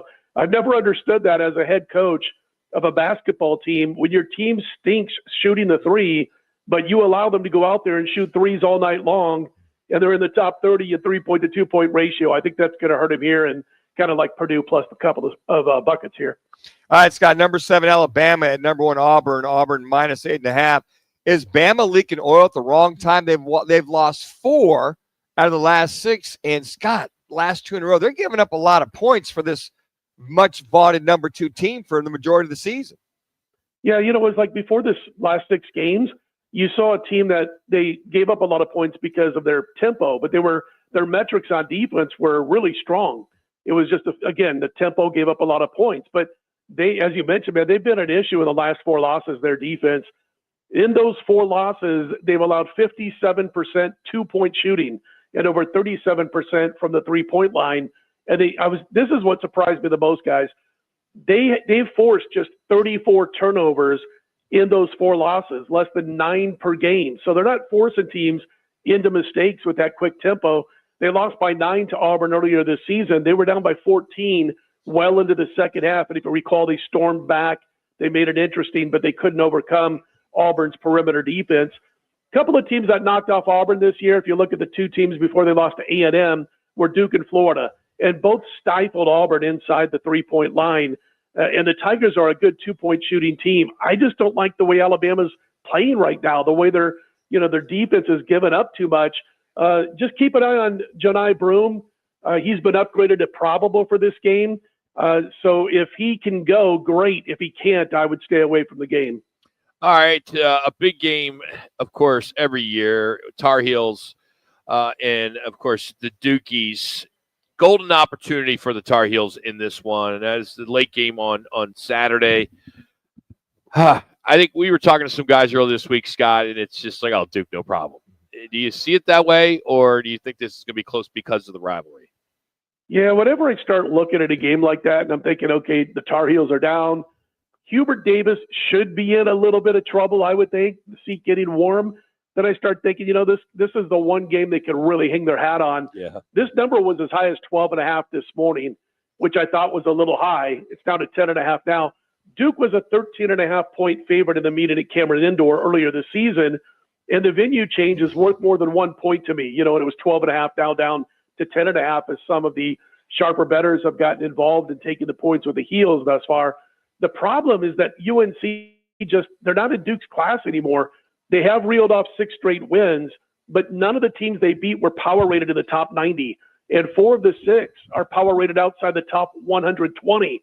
They're decent on offense. That's the thing that can keep this game close.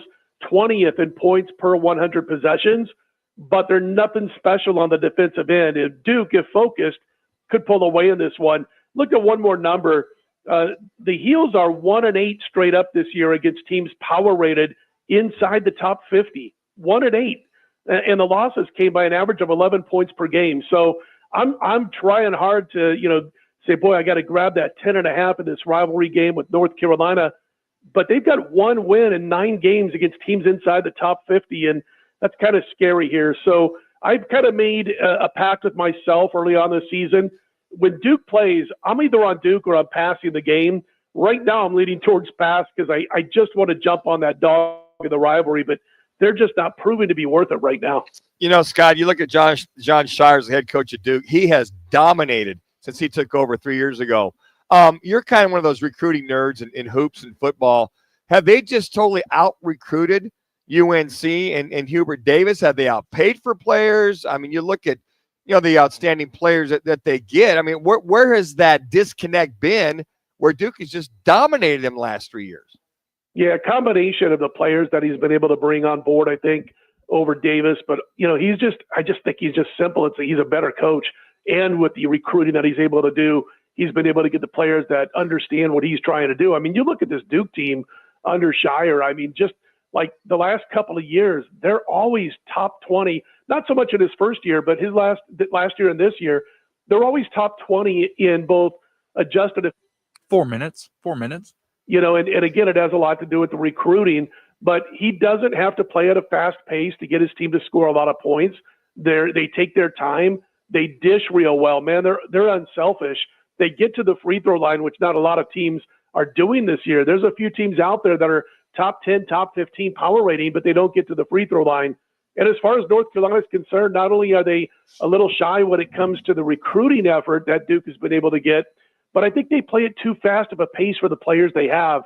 I don't have it in front of me, but they're top 35 in adjusted tempo, North Carolina. I think they would do themselves much better with the athletes they have to slow things down a little bit and be a little bit more deliberate on the offensive end. All right, looking at number 24, Arizona, the Wildcats are going to KU. Hard for me to say that, KU. Last time I looked, KU is -2.5. Talk about a team leaking oil. They're both somewhat leaking oil. So can they get right? And how do you look at this game? Yeah, man. I mean, they're both still power rated like top 25. At the same time, I think both teams with the talent they have, well, obviously Kansas has been very underwhelming this year considering what they have on the floor. They're just not gelling. There's no chemistry on this team. We recognized one of KU's issues early on the season, and it's only gotten worse. And I just kind of talked about it a little bit with North Carolina and Duke. Kansas doesn't draw fouls. They don't get to the free throw line. There are 364 college basketball teams. Kansas is 355th in 3-point to 2-point ratio. They don't get, in a free throw to field goal attempt ratio. That's almost 200 spots lower than last year's team. They just don't get to the charity stripe. And it's been that way all year, and it's getting worse. 3 teams have beaten KU at Fog Allen this season, and those 3 teams held Kansas to 44% shooting, including 29% from the 3-point line. And in those games, Kansas forced an average of 6 turnovers per game. That's it at home. Arizona's 25th in points allowed per 100 possessions. That's excellent. They are locked into a top 4 spot in the upcoming postseason Big 12 tourney. This game actually means more to Kansas. I don't trust them enough, though, to make the Jayhawks a play here. So I lean Arizona in this game. I think they'll be able to, again, keep Kansas off the free throw line, slow down their shooting acumen.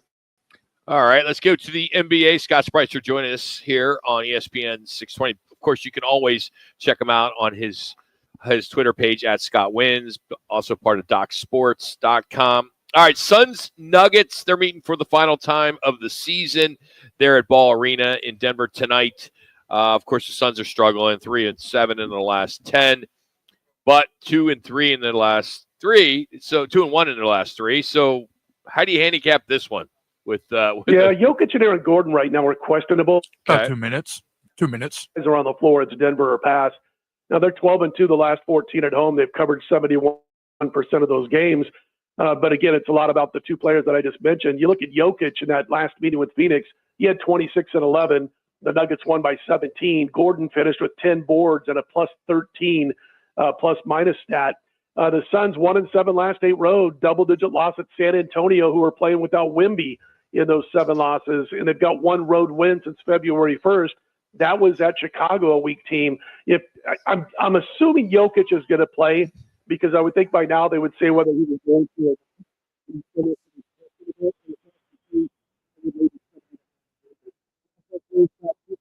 Clippers minus 4.5. Brunson looks like he's going to be out. Have you had any kind of report? Because watching that game, he turned that ankle over very, very seriously. So is he doubtful? Is he out? And how will this affect the line? They're listing him right now as questionable. I don't believe it. I saw that too. His ankle went forward. Yes. Usually when you come down on another guy, it turns sideways, but his came down forward. And I don't even know why you would throw him out there tonight. Second of back-to-backs, that ankle, who knows how bad it is. Even if he was healthy enough to play but in pain, I got to admit, I'd sit him for this game. The problem with the Clippers, they don't have Norman Powell tonight, but having said that, the Knicks 2-7 against the spread when playing their second game in as many nights. And last night, as you mentioned, that went to overtime in a very, very intense game with the Lakers. Karl Anthony Towns played. He looked sluggish in the second half. The bench is virtually non-existent with this team. Their starters are playing way too many minutes. It's going to cost them. They're not going anywhere in the postseason. They're going to wear down. They already have started. Thibodeau just doesn't know how to relax and give his players some time to re-energize in the modern-day NBA.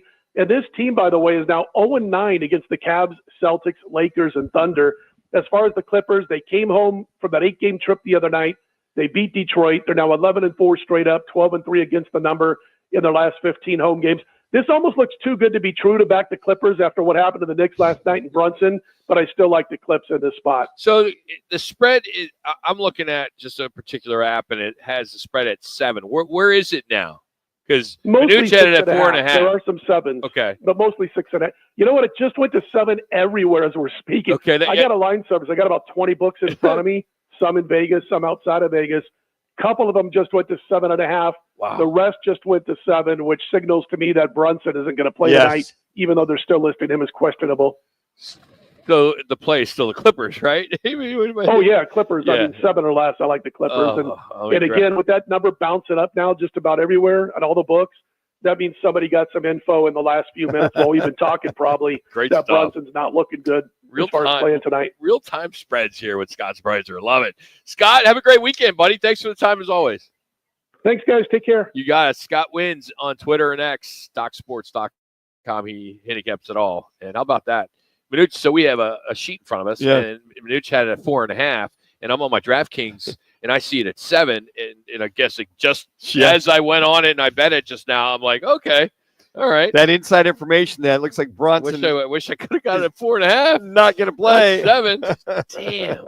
Hey, it's brought to you today by our Twin Peaks Fan Pick'em, which is coming up. Thanks to Bud Light as well. As the Madness is almost here, we're gonna be all over when it comes to March Madness. We're pretty excited to be with Twin Peaks once again, and we'll be doing our show, the playing games. We'll be doing our show just every day. There's a game. We are there, so we're pretty excited.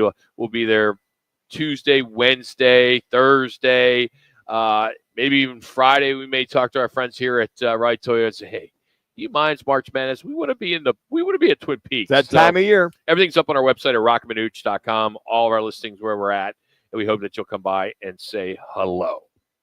So Scott Spreitzer, appreciate him as always. He's been coming on with us for what, 15 years maybe? About 18 years, Rock. Clear to toss. Yeah, 18. Yeah, he's been breaking down the games, and how about that real-time information? 4.5 to 7. So it looks like Brunson's pretty much not going to play, and especially after an ankle. I'm surprised they didn't come out higher after watching that, but they must have got the official news that he's going to be out, and against the Clippers after playing that night's game. And also the Knicks back-to-back. They're not going to have to change facilities that much. Hey, real quick, we've been talking about it for the last couple of weeks, but we want to bring it up once again. We're trying to get the word out for and honoring the memory of Preston Lord and his charity called Justin for Preston Lord. It's a nonprofit organization. They've teamed up with the Phoenix Suns to offer tickets for the Boston Celtics Phoenix Suns game on March 26th. And a portion of all those proceeds will go back to this nonprofit organization. Of course, Preston Lord, who was killed by a gang of teenagers known as the Gilbert Goons. back in 2023. So if you want to go to the game, this would be great for you to buy tickets with this link, which is up on our website at rockandmanuch.com, or you could just go to justiceforprestonlord.com. So appreciate anything you guys could do if you want to participate. I think it's a pretty good cause. So coming up, we'll have our locks of the week. Ours. We'll see how good ours are as we continue on here at Right.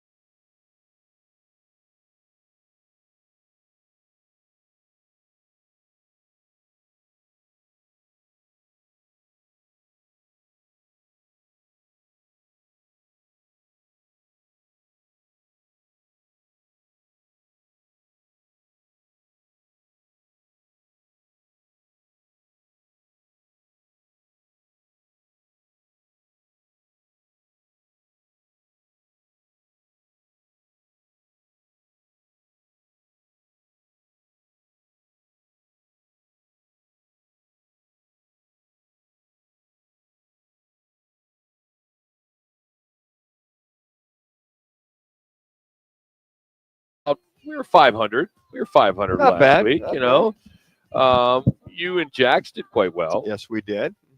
As you had the Suns minus 9.5 over the Pelicans, and you won in cover. Right. I had Pelicans over Suns 6.5.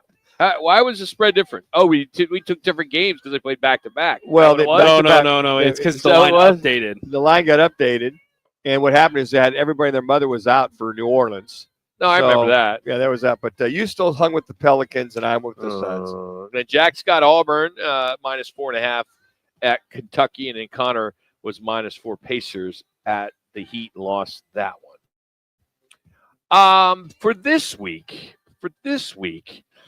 man, I don't know, man. I really am all. I mean, the Clippers are who I want. I just bet it on DraftKings, but because you took it, you're not the best gambler. So I was like, I don't want to copy you. I admit it. So I'm like, oh, what should I do here? But I just think the wheels have come off with the Dallas Mavericks, and the Grizzlies are giving 10. So I'm just going to take the Grizzlies. I think that's still a good choice. And I will the Knicks at the Clippers. The Clippers are minus 7.5. That went from 4.5 to 7.5. You heard Scott Spreitzer on this just like 5 minutes ago. It changed right in front of our eyes. So I'm still going to keep it minus 7.5. Clippers to win and cover. I'm going to stay in college basketball. St. John's money line. They're an underdog at Marquette, plus 105. I think the St. John's team, I know they just won the Big East regular season. The way they play on defense, they play with so much heart and tenacity, something that Marquette just does not have. So I'm going to go St. John's to win on the road at Marquette as my lock. Connor? Yeah, I think I should heed Roc's man buys here, but I'm going to be following in steps of Manuch, as I was also going to be rolling the Clippers. I saw that 4.5, but like you said, Jalen Brunson's going to be out. It jumps up to 7.5. I still like the Clippers to cover. All right, so those are our locks. Thanks to Arena Sports Grill. Let's get to football at 50. The Titans have released outside linebacker Harold Landry III, according to Adam Schefter of ESPN. It'll save the Titans $10.9 million in cap space, and it increases to $17.5 million if they designated Landry's release as of a post-June 1 move. It's just crazy how they just manipulate the numbers and just do what you want. Let's just let them do what they want. Be the Wild Wild West, and who cares? Just spend whatever you want to spend. Well, and think of this, Rod. The tampering was so bad for many, many years with the free agency period coming up, and it'll start on Wednesday, March 12th, the beginning of the new year, that they actually got a day now where they legalize the illegal tampering, or they call it legal tampering, because it got so bad. So you'll see a lot of that going on Monday. Also, Jonathan Allen is officially released by the Commanders, so there's two more defensive stalwarts out there. And also it looks like Trey Hendrickson, the fine, outstanding defensive lineman for the Cincinnati Bengals. Rumor has it the Cardinals, as they should, have an interest in Hendrickson, who 4 minutes. had one of those outstanding years last year. Has had several outstanding years. So I think, coming this weekend, we'll see teams get cut. We've seen the Tyler Lockett's of the world, receiver for the Seattle, get cut. I mean, that'll be a lot of that going on this weekend. And at that point, once they clear waivers, the teams that are interested, or the same team that let them go, might still be interested in bringing them back at either fair market value or a lower value for them to stay with that team. Now, the only rub for a lot of you folks out there is that if a guy's like an 8 or 9 year vet, like Allen's like 8, I believe he's an 8-year veteran, is that once they cut him, he clears waivers. The reason why they trade for him, nobody would pick him up for his salary. But once he clears waivers, they've got to go with the league minimum for an 8-year vet for signing him. So for a defensive lineman, the 8-year minimum, let's just say, for example, $3.5 million. The minimum's got to be $3.5 million or $4, whatever that is, in order for them to sign him. Even if you say, hey, look, I'll take 2, they can't do it. You're not allowed to do it, which is stupid. They should have some kind of addendum in that from the CBA that a lot of guys play 12, 13 years would go play for $2.5 million, but their number might be 3 or 4. So they got to look at that. And as a capologist for all these teams, decipher like him, and him, where they fit in their capology or their cap space will be determined over the next couple of weeks during free agency. So totally going off script here. Nike and Adidas are going at it right now. And what they're doing is Michael Jordan's Nike sneak, I don't know what the name of the shoe is discounted at, like, it's normally over $100. It's discounted now for $60. Okay. Really? And it's going viral. All right. Wow. I showed Jax about a half hour ago. Well, Adidas just sent out a blast as their match break super shoes are normally $80, are now $40. I love it. And they're going back and forth, which is super cool because the shoes. If I'm You're really a shoe horse. I'm really weird with my sneaks. Yeah, you I are. have probably 5,000 pairs. I'm being facetious. Give but or take. But it's just it's like underwear for me. I so love it's that. like, but the fact that they're going out and it's not like just there's only 13s, or there's 5. It's like it's everything. Like a right? Nordstrom rack, you got to take what they have, right? I mean, they're cheap. But it's like these really it's the really popular shoes. Wow. So now that you got Nike and Adidas, so who's next? Who's going to come out and do a deal? But it's amazing what social media does. I mean, these are big time stories that I'm catching, and Nike started it, and now bam. I mean, I don't know what's going on, because then now all of a sudden there's something's going on. I don't know what's going on in our world, because now Walmart is coming out and they're doing like this big deal with these mountain bikes that are 40-50% off. So it's like all of a sudden today, this isn't like just ads that are popping up. These are legitimate stories that are falling on, websites that we do prep on.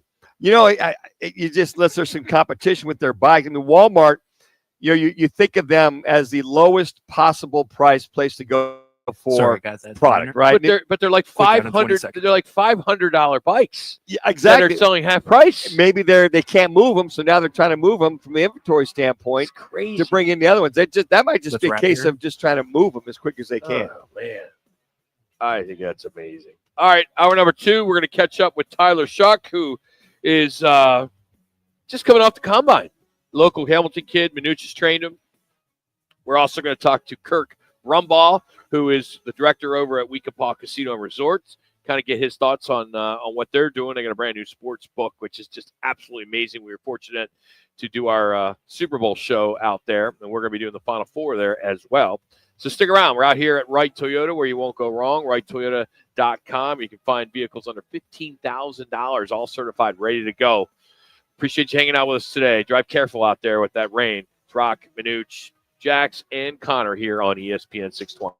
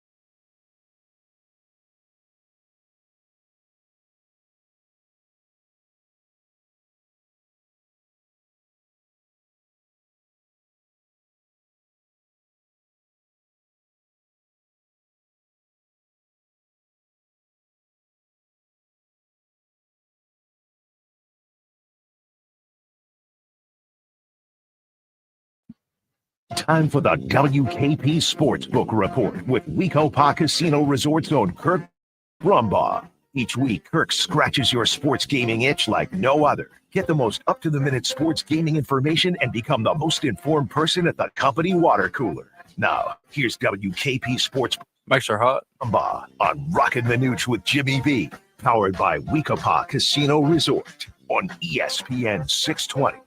All right, let's get to it as we're pretty excited as we're going to be diving into a lot of basketball this month, and a great place to hang out will be at the Wekopa Casino and Resort, specifically in the WKP Sportsbook. And joining us is Kurt Brumbaugh. Kurt, what's going on? Roc and Manuch, how are you, buddy? Hey guys, thanks for having me on. How are you all doing today? Doing well, and you and I have talked, and so you Manuch as well, and this WKP Sportsbook is a big time secret, right? I mean, but that's going to change because when I had first been there, Kurt, I told you this, I couldn't believe how big it is and how cool it is with all the TVs. How long did it take you and your team to kind of put this all together? So it's been going for about 4 years now, but the whole idea probably took over a year to actually become what it has right now. The designing and the build out and everything. The wall itself, I could sit here and go into details on our video wall, but until you actually see it, you'll never fully get a good grasp of it. What do you think, Kirk, it makes it different than others? Would you say it's comparable to maybe, and I know you were in the Vegas market for a while, closer to what people may be used to in Vegas? It's funny that you mentioned that because I actually did tour a lot of the sports books in Vegas, and one comparable to us, I don't want to mention any names, but that was the one that really stuck out to me because as soon as you walk in, you had your sports book, but then you had to walk through to get to your sports bar. Now, when I came and they wanted my input for the design on this, I said, no, we need to have a book and a bar together. We already had our sports bar, and then it came time for the legal gaming to come arrive in Arizona. I said, let's just put it next to our sports bar. And everybody agreed with me with it. Yeah, and Kirk, with that, it seemed as though when I walked in, we were there for the big game, the wow factor. And is that what you're trying to capture? You walk in, and if you're a gambler, you want to watch the game, you got the bar there, you got food's food great there. too, yeah. Yeah, you got the whole 9 yards there. I mean, it's one-stop shop, but the wow factor seems like that'll keep them coming back for more. Yes. The vibe, depending on what night you're there, the vibe can be just watching the game, or after the game's over, we'll have live entertainment on our stage there. So, it all depends on what you really want. And we offer everything. And as our slogan goes, we have the best of everything. Kurt, when you look at March Madness, you've been in the business for a long time, and it is madness, right? And we're getting there. What is your recommendation? For maybe somebody that's because gambling, legal gambling for sportsbook is fairly new here in Arizona, and for those that maybe want to get their toe in the water, so to speak, and come out to the WKP Sportsbook, what are some recommendations to maybe just get started? Well, we offer everything. So if you're just a casual bettor, first time bettor, we have our kiosk. So you don't need to feel intimidated to go up to the sports betting windows and place your bets there. Our kiosk, they'll walk you through every type of bet that we have. But if you want to feel the excitement and everything, the first weekend, you have to show up early because all the seats will be taken from the beginning till the very end. We'll have over 200 people in the room that night. So when it comes to the kiosks, there's some night owls. People work third shifts, and it's 2 a.m. Can you walk in throughout the casino and go up to one of the kiosks and place bets on those after hours? Yes. Okay, yes, you can. They're very good question. Yes, we have them available 24/7. So even go ahead. I'm no, sorry. please, no, please go ahead. Yeah, so even if you had a winning ticket and the sports book's closed, you can still go up to our casino cage and cash out your ticket and then play on our slots or on our tables. That's awesome to be able to do a little bit of both. Now, when it comes to, say, rivalry weekend, which is basically just the appetizer to the not the main tournament, to the conference tournaments, and then the March Madness bracket tournament. Are you seeing any big trends, any big line movements when it comes to, say, Duke, UNC, or maybe Bama, Auburn, or Arizona, KU? Has there been anything that's kind of stands out in your mind? I love Duke. For some reason, the kid Cooper, he just stands right out. And Duke has defensives working right now too, but rivalry week, Duke, North Carolina, Bama, Auburn, 4 minutes. They're not 4 minutes. Close games, I don't think, this week. Okay. I think they're both going to be blowouts, and the lines are going that way with them too. Auburn's a heavy favorite, Duke's a heavy favorite. I just don't see either one of those games being close. Kirk Brumbaugh joining us, Table Games Director at Weekapaw Casino Resort. We're talking about the WKP Sportsbook there. When it comes to the NBA, Kirk, when you look at some of the games, last night was a great game between LA and New York. Game. Wow, I'm sure there was a lot of action. Are you seeing action this weekend on some games, maybe specifically LA and Boston? Everybody's still talking about the trade. So, yeah, LA, Boston, that's going to be a great matchup, I believe, because Boston, and it's crazy that I'm even saying this, Boston plays better on the road, and the Lakers have a 500 road record game going on here. So the line should, in my opinion, be higher, but we're only looking at 5 points minus Boston. And to me, I think it should be Boston more. It just goes to show the trade has come to light for LA, which everybody's still scratching their head over. Yeah, they really are. Well, Kirk, we're excited about this partnership going into March, doing this $100,000 bracket challenge, and then all Very the games. That's huge. I've never seen one that big on a local level. So pretty cool how this is going to go. Win at weekapaw.com is where the bracket is. And then, we're going to be out there for the Final Four, which I can't imagine anyone's going to be able to get a seat. So you're going to have to get there early. And then we're rolling for dice for $50,000. So you guys are stepping up, throwing out a lot of money for our listeners to possibly win. We appreciate you. We're looking forward to it. Looking forward to it. Well, Kurt, you have a great weekend, and we appreciate your time. We look forward to catching up with you next week. Sounds good, guys. Thank you for having me on. You got it. Kirk Brumbaugh joining us, Table Games Director at Weekapaw Casino and Resort. And I got to tell you, I'm not trying to beat a dead horse, but this WKP Sportsbook is awesome. It's pretty phenomenal. I just couldn't believe it. They even got cornhole in there, and their screens are gigantic. And, Jackson and I went in there, and we're like, wow. We're like, we want to sit in these. They got these big chairs, this area. Yeah. It's just, you don't expect it. That's what I think, and that casino has done such a big revamp.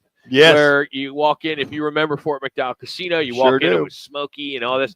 It's not even close. I didn't recognize it. It's like it's arguably one of the nicest casinos in the state. It it's is not. It is. It's got to be. It's just beautiful. So complete revamp. And it's so easy. Shea to the right there, to Beeline, and it's a mile and a half. Take a left, another left. Right there. You know what? That wow factor really was walking there. Go, wow! You got live music stage, got the kiosks. You got this whole area. The screens are ginormous, all around. It's kind of like, wow. Your point, it was like walking in a Vegas book that's got all the fixings. It's got everything, and it's very grandiose. The other thing I like is being able to cash my ticket and actually feel the cash. Feel that cash? Yeah, cash that ticket. My DraftKings is it's okay. Just I either see the number go up or down. Yeah. And, it's like it's almost not real money. because he gets Faux money? Yeah. So, hey, coming up, Charles Barkley had the rant of the year. You're going to hear it next. And in about 15 minutes, you'll want to stick around as former Hamilton high school superstar. I've also played for Louisville, but Texas Tech. Where else did he play? He's like 5 schools. Right? Oregon. Texas Tech, I always forget and the Oregon. Louisville. Yeah, if Jimmy was here, he would remind me it's Oregon. Yeah. That was a nice rip on him yesterday. Tyler Shuck is who I'm talking about. That's coming up at 3:30. We'll continue on from Wright Toyota. This is ESPN 620.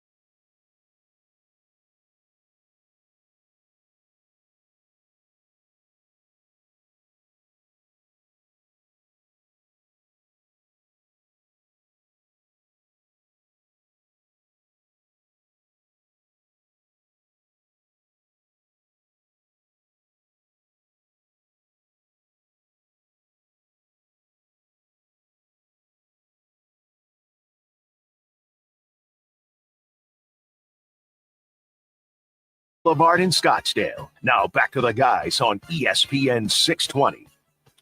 Hope you're having a wonderful Friday. Keeps raining, not raining, Hilly. going back and forth. How's this going to affect your training, Mitch? Well, it's supposed to clear up by tonight. So tomorrow, I get things going at 10:30. I'll go to about sleep in 3. tomorrow? Yeah, but I get up early, try to get all my scheduling done. Try to put the wrap on the scheduling as much as that stuff. Scheduling. What do you All my like, quarterbacks, got to get them all scheduled, get them all. I individually text every one do of you use them. like a Google Calendar or Outlook, or what do you use? I use my my day timer. We had the old day timer. I saw the day timer listed all right there, just in case things go down. Old habits are hard to die, Rock. Oh, I hear you. Yeah. Hey, speaking of this rain, if you are experiencing any issues like some unexpected leaks, State 48's got you covered. Their team members are standing by with emergency tarp services ready to help you out.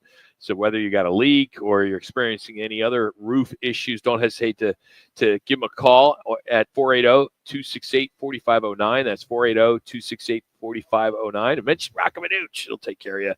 Or just go to state48roofing.com. They are the #1 referred roofer in the state of Arizona. Our It's Your Call question of the day.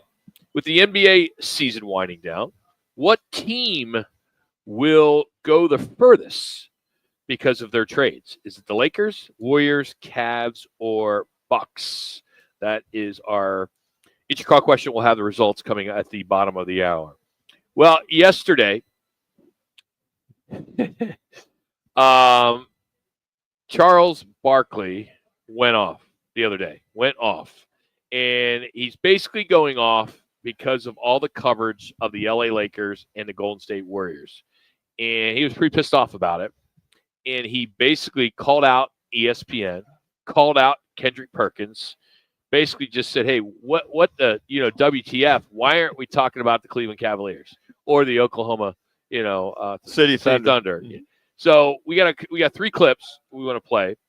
The first one here is initially calling out ESPN and calling out Kendrick Perkins. I saw a fool idiot on TV talking about the Lakers saved the NBA. Save the NBA. Yeah. He's an idiot and a fool, but he know he is. What's his name, Shaq? Which one you talking about? Kendrick Perkins. Oh, he said the Lakers. First of all, the Lakers have had a great 2 weeks. He said the Lakers saved the NBA season. That's because them fools on the other network, which we're gonna be working for next year. That's all they talk about. Let me tell y'all something. Tell me something. And first of all, I want all the smoke. I don't whistle when I walk by the graveyard or anything like that. I don't whistle when I walk by the graveyard. Right. Like that. Hey, man. I'm feeling that one. The Lakers are doing great. Got a long way to go. But the reason the season's been going great for the Cleveland Cavaliers and the Oklahoma City Thunder. Y'all just want to talk about the Warriors and the Lakers. They're both doing great. Don't get me wrong. If I turn out to be wrong, I got no problem with that.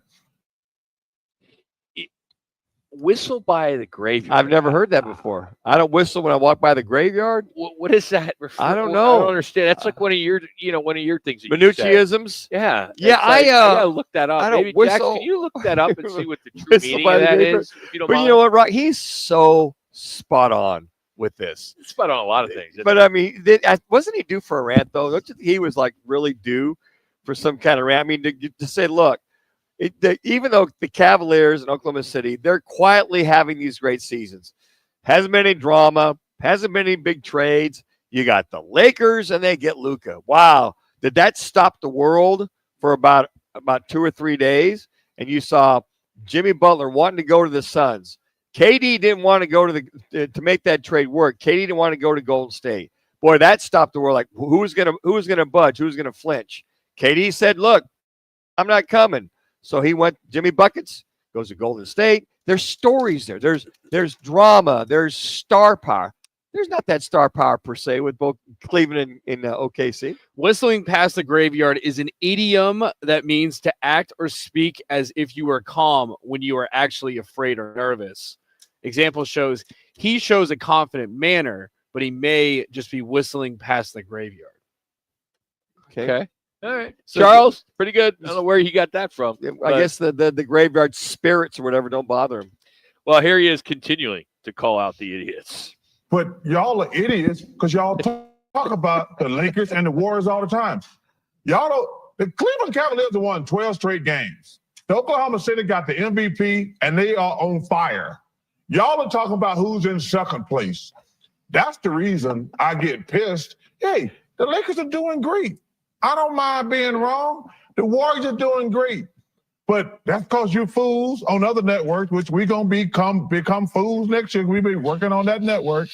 But Oklahoma City and the Cavs been balling for 6 months. Y'all talking about teams that had two great weeks. It's awesome.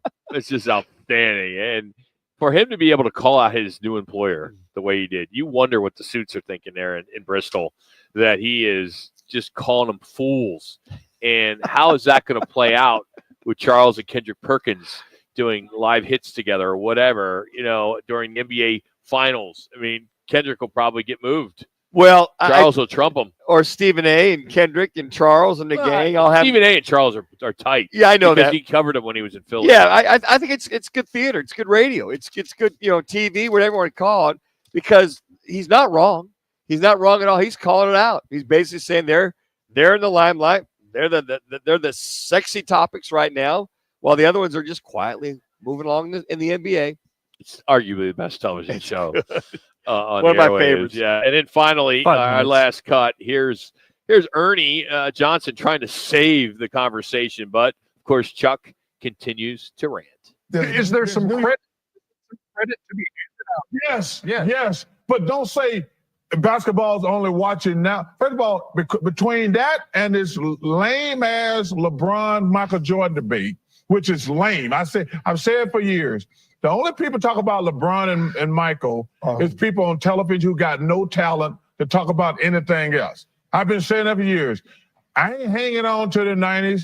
I've always said LeBron's great, Michael's great. But y'all talk about it all the time and then got LeBron out there posing, talking about he all mad about being the face of the league. But it makes me mad. The Oklahoma City and the Cleveland Cavaliers are the two best stories in the NBA this year.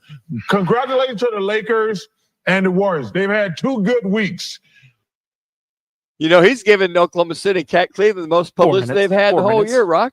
I mean, just with that rant, those rants, I should say, OKC and the Cavaliers are like, wow, we're getting some love in a roundabout way. Brock Purdy, someone that you trained. We're going to catch up with Tyler Shuck, who you trained as well. We all know about Brock Purdy, and he's up for his big salary extension.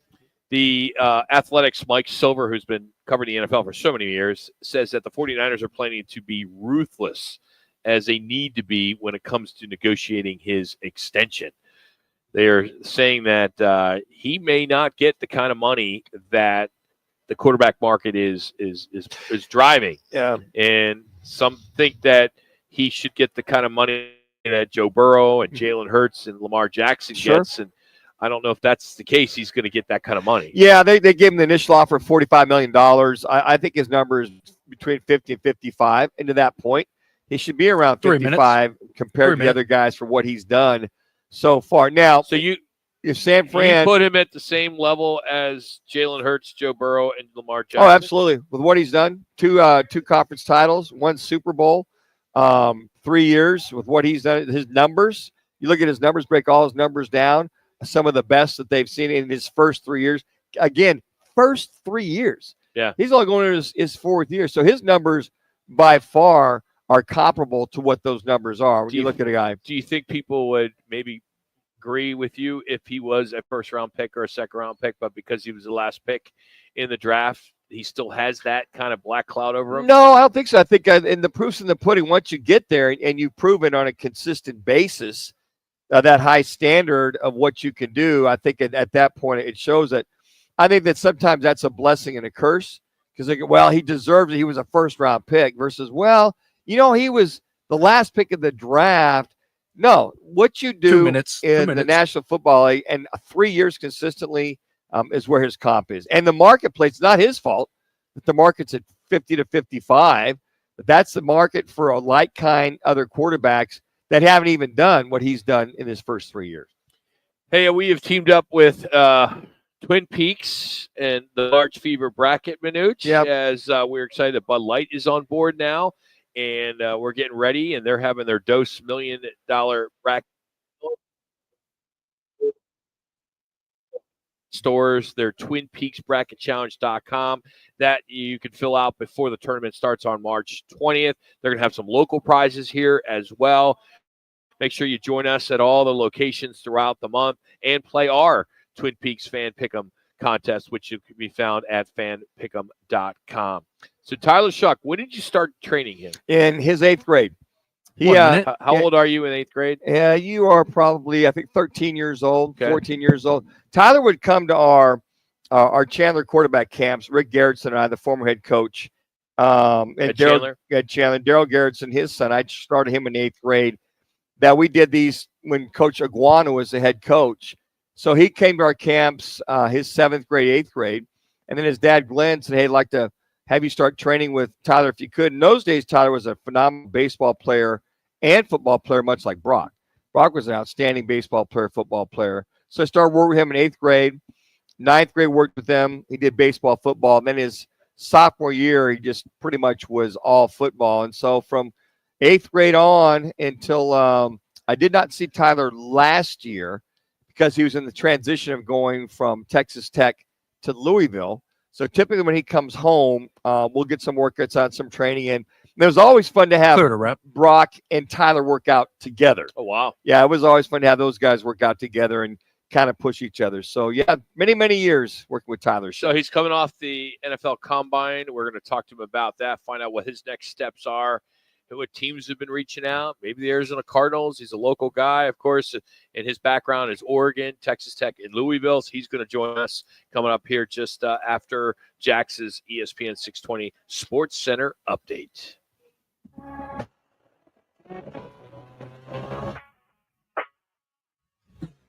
It's now time for your Roc and Manuch with Jimmy B's bottom of the hour ESPN 620 Sports Center update live from Wright Toyota. I'm Jackson Groff. The Arizona Cardinals have re-signed special team standout Joey Blunt alongside veteran long snapper Aaron Brewer.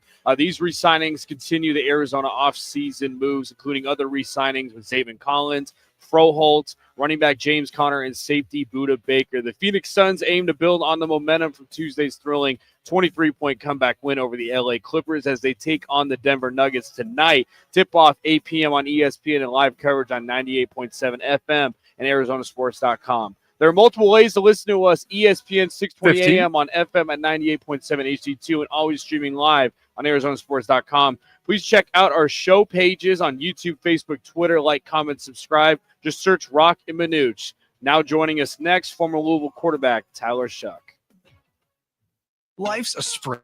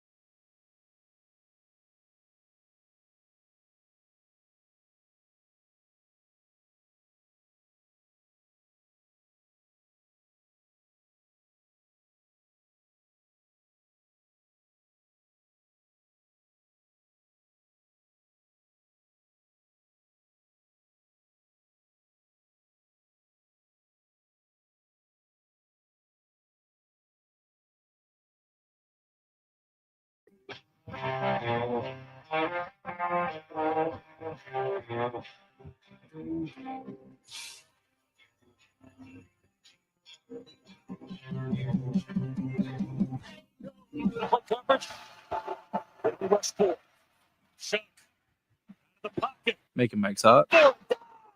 Somersault into the end zone for a Louisville touchdown.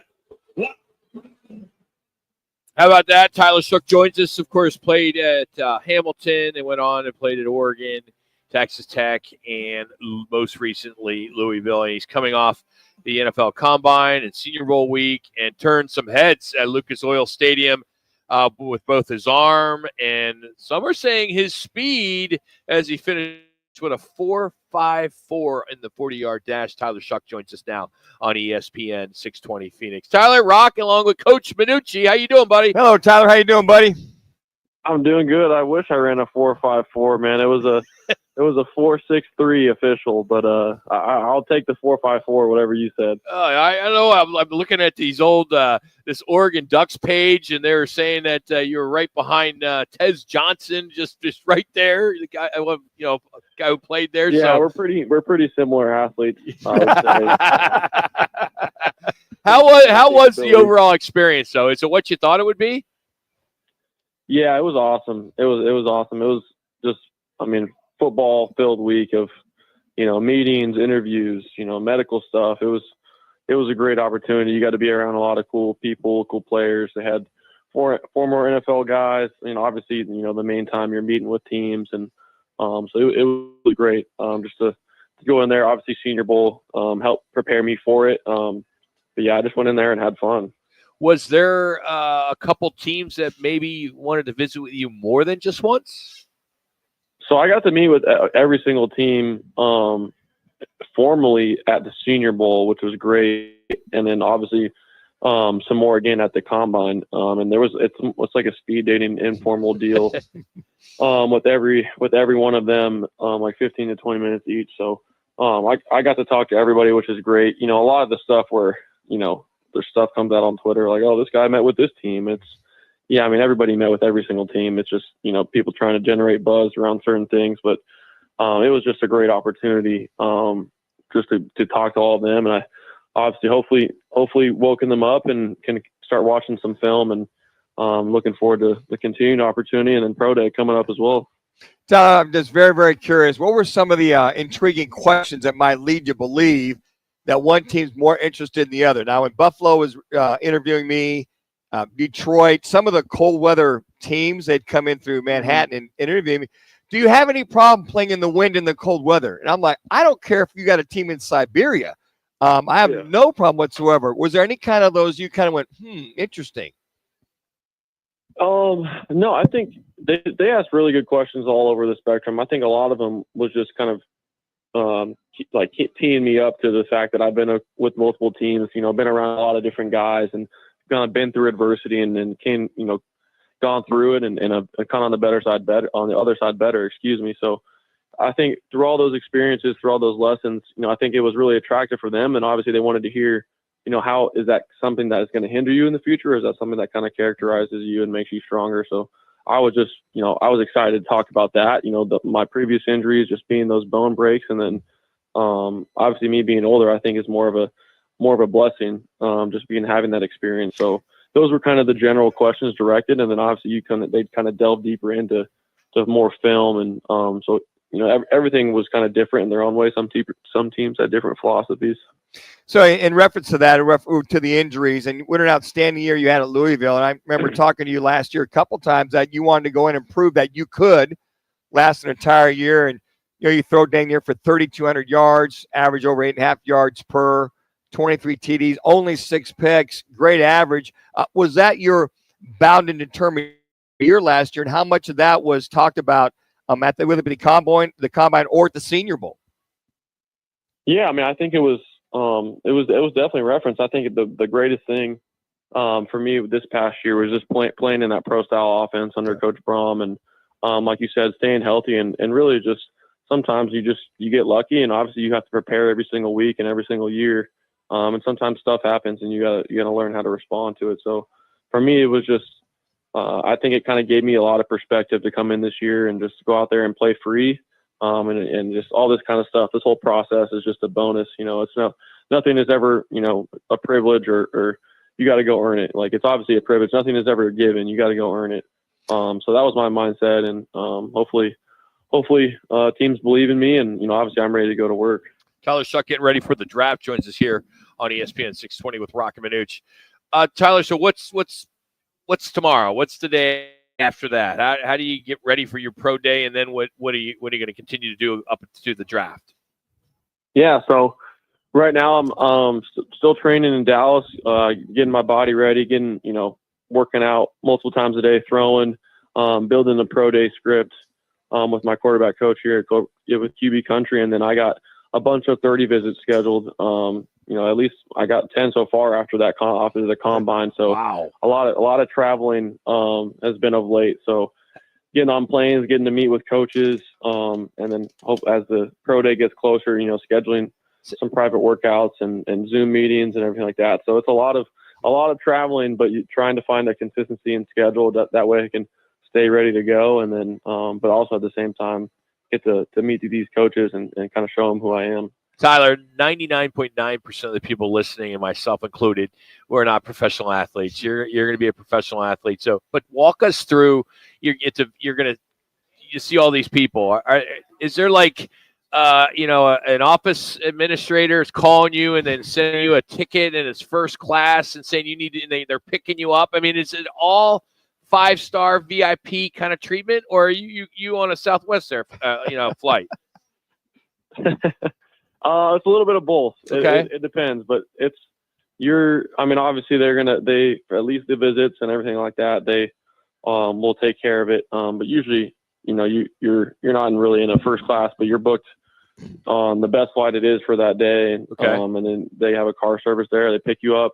You go to dinner. You have a hotel, and then you'll meet with the coaches and talk ball and interviews. So it's a fast process. It's a quick process. It's more of like a day thing, and then you're on the next flight out, going to a different one or going back to training. So a lot of moving parts, but it's a lot of fun though, just because that's my whole thing is I want to kind of show who I am and meet everybody and prove what I can do. So just really thankful to get to do this. Tyler, who's organizing all that? Are you doing it, or is your wife helping you? How you keeping that in line? You just say, Yeah. well, no, Dallas wants me this day and Houston wants me that day. And I got a daytimer I can give you if you need it there, Tyler. I can do the old daytimer thing, Agent, I mean, who does all that? Yeah, no, I've my wife for sure helps. She keeps me in check and helps out with the calendar and the day-to-day everything, keeps my head on straight. And then obviously I have my agent who is the one who's advocating and making the calls and scheduling it. So primarily your agent is going to be talking to the teams and they'll call them, and he handles, when to do it, to schedule one back to back. And then that's kind of how that gets done. Tyler, about 2 minutes. With the Senior Bowl and the Combine, I think you really improved your chances of moving up in the draft. Have they given you any kind of a first round through third round or second round through fourth round, kind of an idea where you may fall? Yeah, it's a short answer. I don't really know for sure. I think you could. Some team could tell you first round, and you could go third or fourth round. Some teams, earlier on could say low round, and you could go higher. So, I think the biggest thing for me was trying to get, to as high as I can on multiple teams' boards, and just convey who I am. So they're not going to necessarily tell you where and if, because a lot of it is. Maybe another team wants to take you lower or higher, and they are trying to keep the secret from somebody else. So there's a lot of hush-hushness, or So it's kind of, if you thought college football was political, obviously the NFL is more of it in general as well. So it's obviously really cool learning the whole process. But for me, I want to go into the right situation, the right team, the right fit, and wherever that may be. Well, I'm just curious. When the draft day comes around that Thursday night, is your dad Glenn and your mom going to have like the big draft party? What's kind of the game plan for coming in town and making sure Coach Manucci gets that invite to make sure that I'm there to help pop the all the fun confetti, what have you?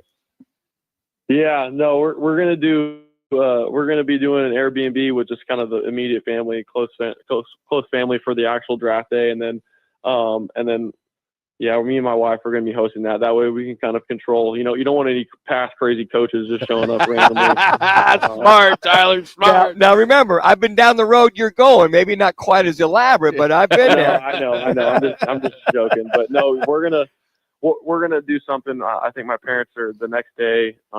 Have some more friends over, and obviously you would be invited to come there and say bye before we get out of town. But yeah, no, we don't.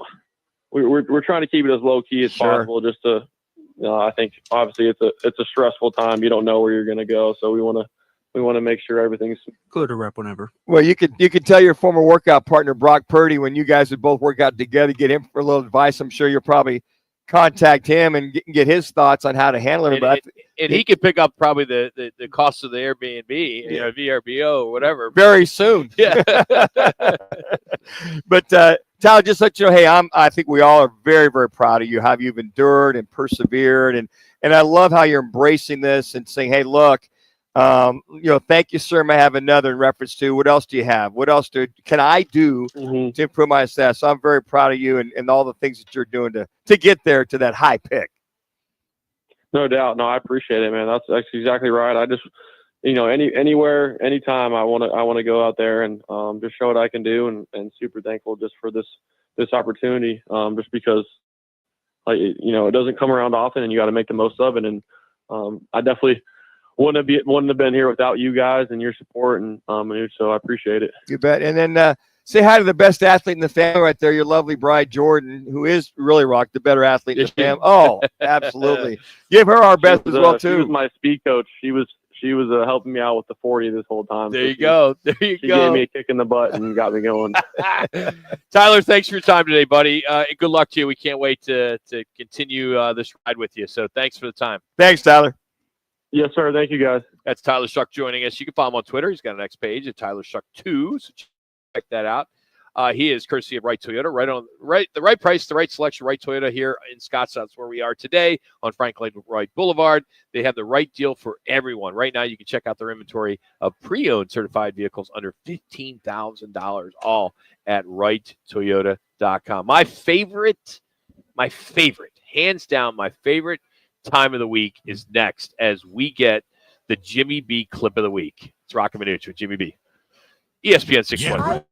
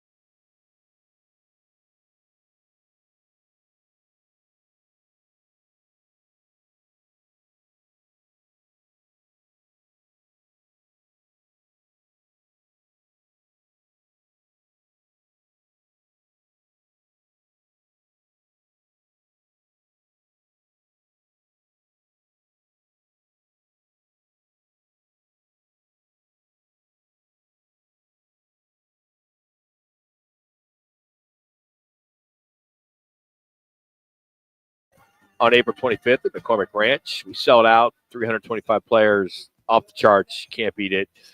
You can head to learnandrowgivesback.com and get more information. All right, the Jimmy B clip of the week. During football season, we do like a whole segment on typically Jimmy B. Well, he earns it. But He deserves it. He earns it. But this week, all I have in my notes here, and we'll have Jax expand on it a little bit. But when I just saw it, and I just saw in parentheses the facility, I just started laughing. Because you know what it is. Yes. I totally know what it is. Now there was a lot of you got to really set it up. honorable mentions yesterday. Oh, was there? Jimmy B had the first one talking about Cooper Flag and how a team will trade up to number 1 to secure him. That was on the list. What else? Just him talking about Peyton Pritchard, but this one was the best clip of the week. It's Jimmy B talking about how the facility, and if you don't know the facility, it's an FS1 show with James Jones, LaShawn Comes on our McCoy, show a lot. Comes on the show a lot. Yeah. Chase Daniel, Manuel Acho. When they talk about football, and the whole preference of the show is to talk football because they're all former NFL players, and Every we one want of to them. hear their NFL football opinion. Only football, but Jimmy B had a different take on the facility and what they should do. The Fox FS1. Oh, I watch it all the time. I Facility do, and all I that. do too, the facility. But my problem with the facility, and I think the guys are entertaining, but it's always football. Clear to rep. It's Well, always football. It's kind of their supposed to mantra. be. Well, That's I all know their that. Yeah, But why would you tune in if they start talking basketball? I mean, they got football. You Right? got, I mean, that's like Speak, the last show of the day when it's Paul Pierce talking about Brock Purdy. Purdy, You yeah. don't need Brock. You don't even talk Yeah, about Brock. no, You're talking about LeBron and the I Lakers. think we all agree keeping your lane. Yes. Yeah. I mean, I think Why don't even they for have us, a guest on? Like, why don't they have a basketball when guest on? when It's a he football first show, when he Jimmy. first came on Yeah, our but show, it's not football season. it's You can talk football year Dude, round. Jimmy, that's why we have football 50. Yeah. It's well aware. football. It's football 24 years. I get that, but they're dedicating all that time just to football talk, and we're watching. and well, and I, we're watching. I can only, And I can only hallelujah. take so much. Oh, bite me, Manu. No, When you're I agree. I agree. No, It's a look, football I show. love football. I know So it's why a football can't you show. a 1 hour What football I'm show? saying, why can't you have somebody else that comes in studio, and when there is a hot topic, like an NBA topic, like an NHL topic with It's a Ovechkin, football You had- yes, show. come on. You got Tom Cowherd after. You have the show I'm just before saying. breakfast See, ball. while you Jimmy. turn off ESPN First Take, I turn that show. Dude, he was totally off. It's like I wish now that I have so many things I can say to him now, like NFL Countdown. Why don't they bring on somebody to talk NBA? Or turn the channel and go find your ESPN Sports Center or ESPN Plus. Well, I mean, it's the entire time that we're on the other side of his argument. He's just like, yeah, 100%. Yeah, I agree. And then he goes back to his point, talking about how an NFL show should talk NBA. I'm like, Jimmy, it's a football show. 4 former Period. players. Yeah. And Good players. yeah, very good players. And I don't think any of us want to hear those 4 former No. NFL players No. talk about, the Diamondbacks and No. I just, oh my goodness. Oh, he was trying to make a case that NBA is topical right now. Fair. Okay. But NFL is topical 24/7. 365. Exactly. Yeah. And that's why the show does well. And it's 1 hour, and it's, of course, in the morning. It's, if you like the show or not, it's not a bad show. They said when the show came out, it was a show about X's and O's. Sure. And that's what it is. Yes. And it's the locker room talk. It's what these guys, the experience they had. It's look. If you want, this show right now, it's gonna be nothing but football, then some. If you want to get a sprinkle of your hot takes on NBA or baseball, or whatever, then go down the dial. That's what Sports Center's for. All the other shows that ESPN has, and you come here and you get football. And some people don't want to hear about breaking stories on NBA. They don't want to talk football. The football nerds out there, they want to see whatever. And Jimmy just was hell bent for leather to talk a breaking story on NBA. Well, there's NBA TV, Jimmy. There's got that. Here's God our Roc and Manuch, Amber. 5 minutes. 5 minutes. What's on tap? schedule for the weekend. Tonight on 98.7 Arizona Sports 98.7, and ESPN, it's the Suns and Nuggets. That game tips off at 8. You can listen to the pregame on 98.7. Basically, it all starts going roughly around 6 o'clock. Tomorrow, 98.7, we'll have Diamondbacks and Reds at 1:05. Arizona is playing at Kansas. That's a nationally televised game on ESPN. Grand Canyon time at Albany Christian, and that's ESPN+. Abilene Christian. Abilene Christian. I always get that wrong, and you always correct me. Also, 2 o'clock tomorrow, Diamondbacks and at Athletics. So you got 2 games going tomorrow with the D-backs. No TV or radio for that. 6 o'clock, Arizona State hosts Texas Tech. Could be Bobby Hurley's last game for the Sun Devils there in Tempe. Arizona Sports 98.7's got that, plus ESPNU. Sunday, early 4 game, minutes. Mavs hosting the Suns at 11:30. Believe it or not, it's the nationally televised game on ABC 15. Very nice. Why? Yeah, I like that. Well, 2 really bad teams. But there's so much controversy. That's why it makes sense. So people will tune in 98.7, of course, with that. We'll have here on ESPN 620 and 98.7 FM HD2, Diamondbacks and Athletics, 12:05. And then a split squad, no TV or radio, Rangers at D-backs at 12:10. All right, guys, our State Ford Roofing, it's your call question of the day for a free quote, repair, or installation. Head to state40roofing.com and follow them on social media by searching hashtag #SexyRoofStatus. With the NBA season winding down, what team will go the furthest this season with the trades they made? You got the Lakers acquiring Luka, the Warriors acquiring Jimmy Butler, the Cavaliers acquiring DeAndre Hunter, or a lot of folks would forget about this, the Bucks acquiring Kuzma and Porter Jr. Jax, what do we got as far as who do they feel will go the furthest with these trades? Yeah, going on the Twitter right now to search that up without, Luka at 71.4%, followed by Jimmy Butler and DeAndre Hunter at 14.3%. That was pretty obvious there, Manuch. Yeah, I thought the Kuzma Porter trade to get them over the hump, Milwaukee, might get a few more votes. The Cavaliers, they're already who they are. DeAndre Hunter is just another good piece. But it just seems as though that LeBron and Luka, they've got it down. But hey, Jimmy B and Jimmy Butler and Steph Curry, they've got it down pat too. So those two could be heading toward the Western Conference Final. So let me ask you, we just had Tyler Shuck on. Yeah. All right, you coached him for a while. You can't really talk about what team he's going to go to when he's on the air.